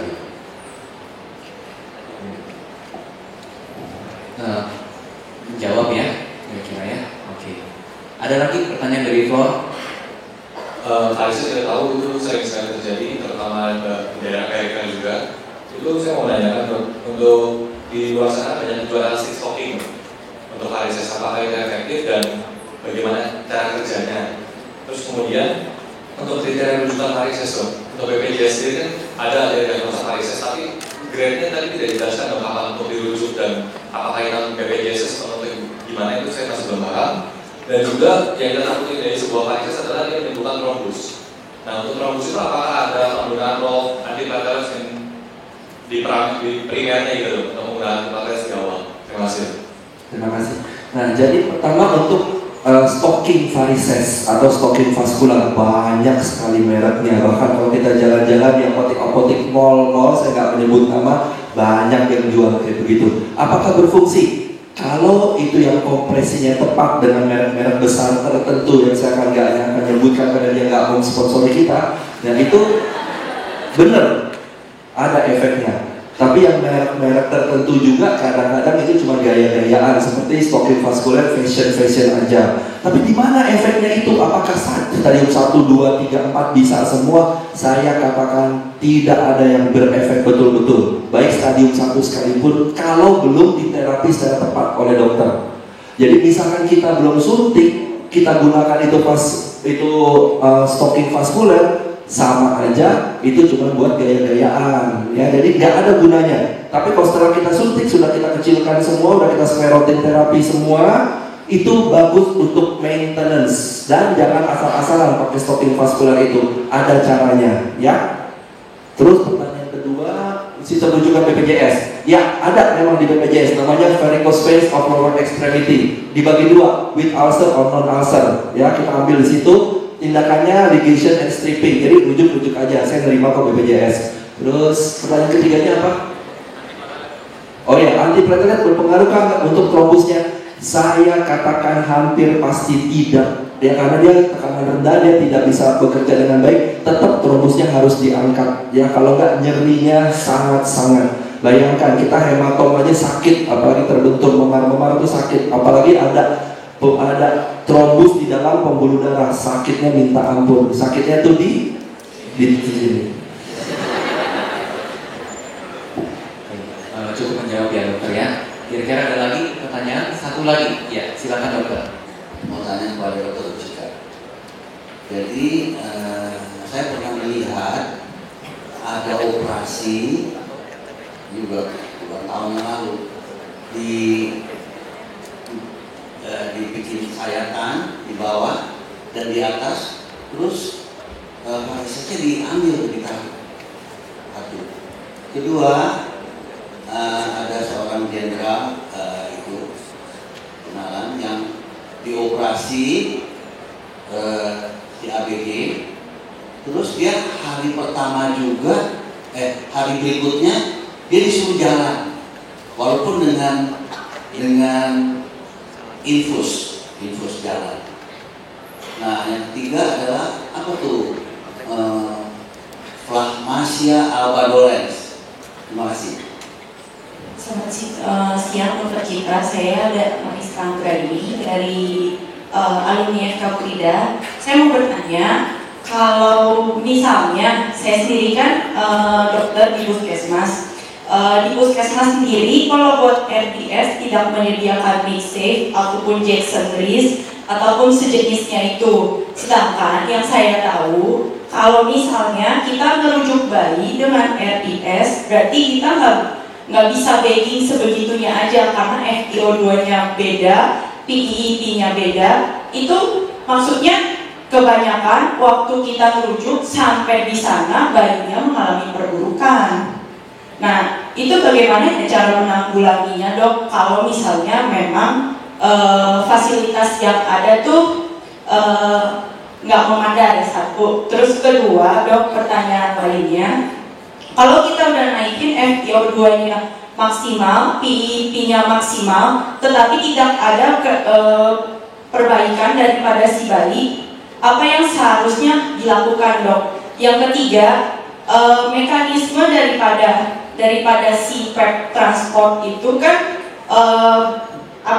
bikin si bayinya lebih baik kan usaha nafasnya.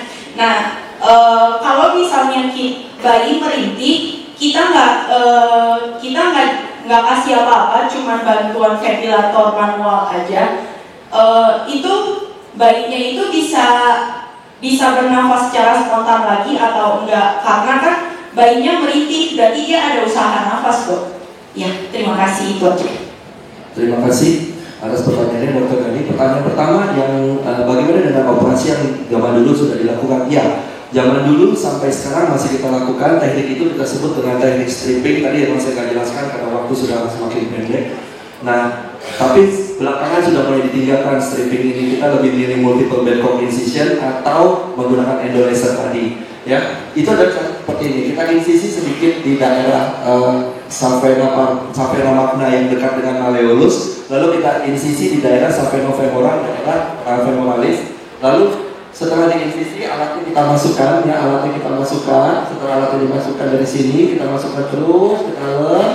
Itu alatnya mirip seperti antena, tapi dia tidak keras, dia lembut mengikuti alur dari vena. Lalu di ujungnya ada kayak bandul, kayak bendulan gitu. Nah, setelah bandul dipasang, kita tarik semua tuh venanya keluar. Nah, itulah makanya karena damage-nya banyak, jadi jarang kita pakai lagi sekarang karena udah banyak cara-cara lain. Tapi kalau daerah-daerah yang masih belum punya endolaser, ya, kita masih kerjakan juga hal-hal seperti ini. Jadi baik, hasilnya baik, insisi kecil, kaki langsung jadi tidak bervarises lagi, gejala-gejala hilang, lebih nyaman untuk pasien juga. Dan pertanyaan kedua, habis operasi CABG lalu hari kedua ya, Dok, ya. Hari kedua langsung jalan-jalan bawa infusan. Saya sih pengalaman selama ini biasanya hari kedua masih di ICU atau baru mau ditransport ke ruang intermediate. Saya sih belum pernah melihat yang seperti itu, ya. Mungkin pelajaran buat saya juga.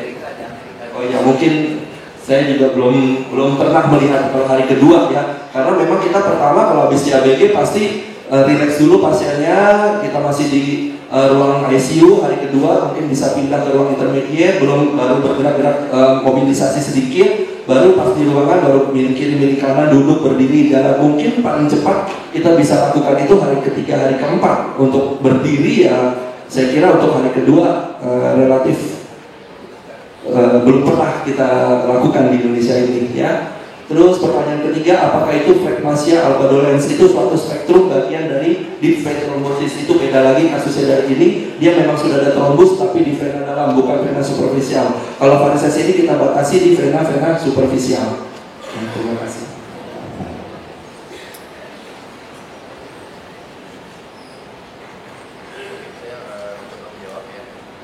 Pertanyaan tadi dijawab. Itu mau merujuk bayi bayinya ditubasi atau enggak? Bagging ada kan?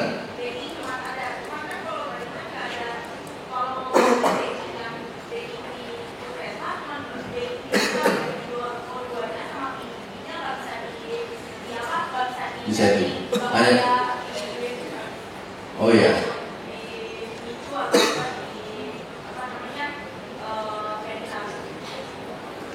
Tapi bagging manual Anda kan ya? Ini merujuk bayi seperti itu gitu ya.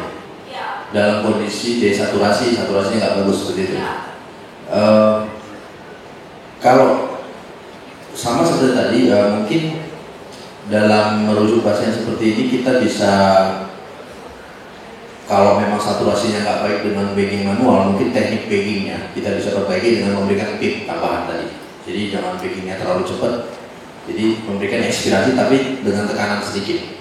Itu satu. Yang kedua bisa ditingkatkan flow oksigennya, flow-nya. Jadi fraksi oksigennya tetap tapi flow-nya dinaikin. Misalnya tadi 5 bisa dinaikin secara manual saja. Saya rasa itu.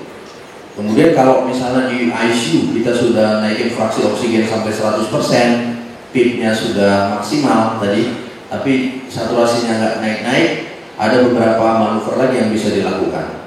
Yang pertama namanya inverse IE ratio. Jadi kalau kita normal IE ratio itu 1:2.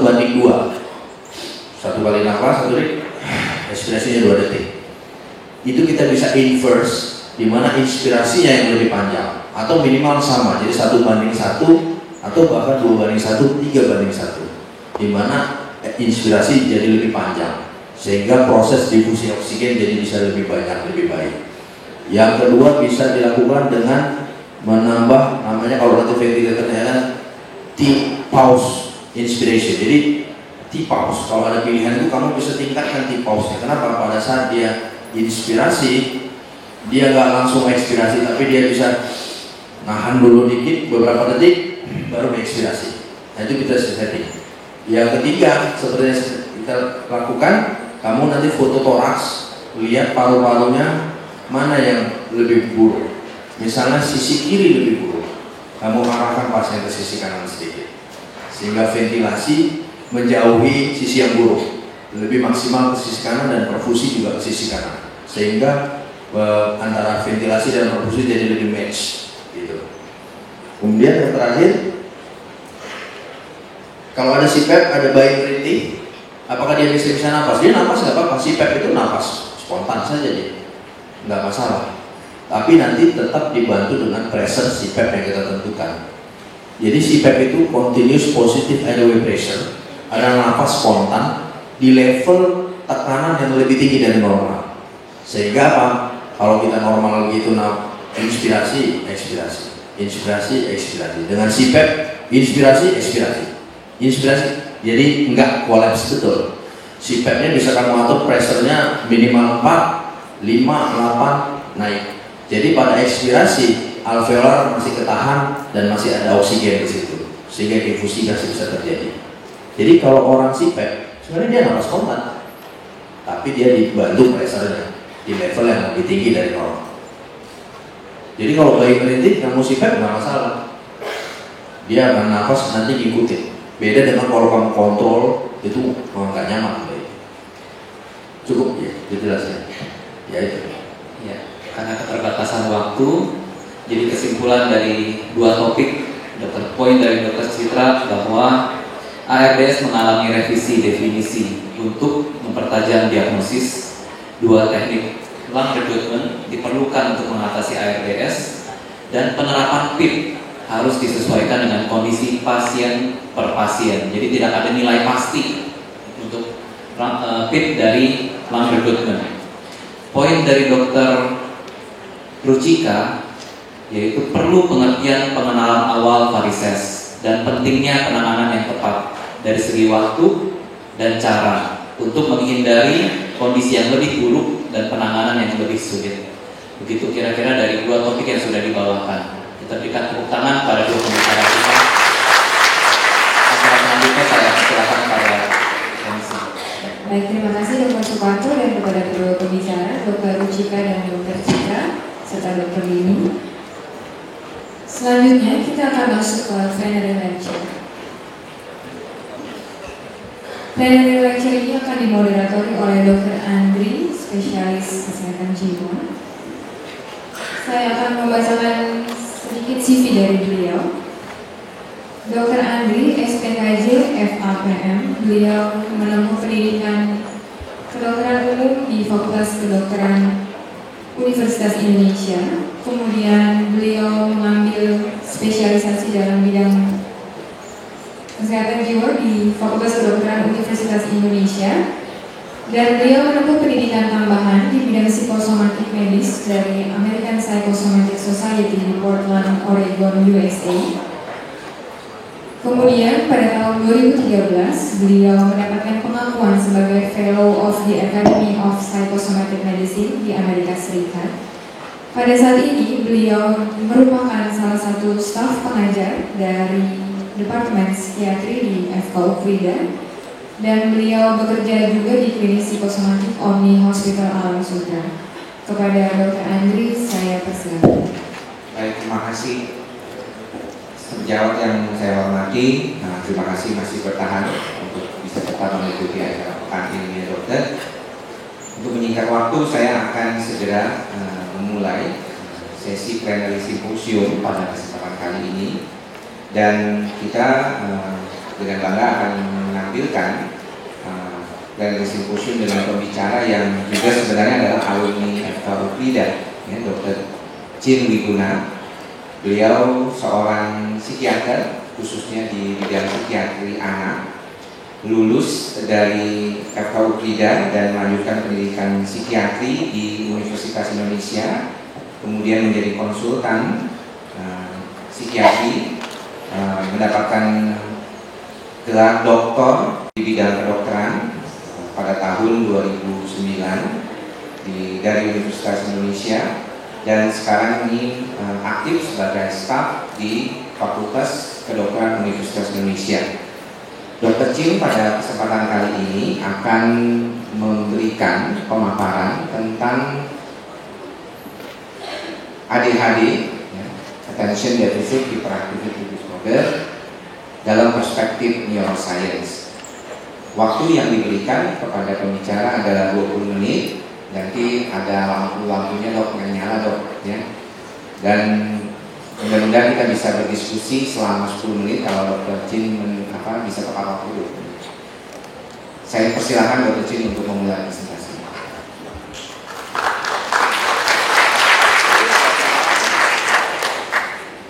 Sekian liputan kali ini, saya Magdalena Nasri melaporkan dari Ukrida TV.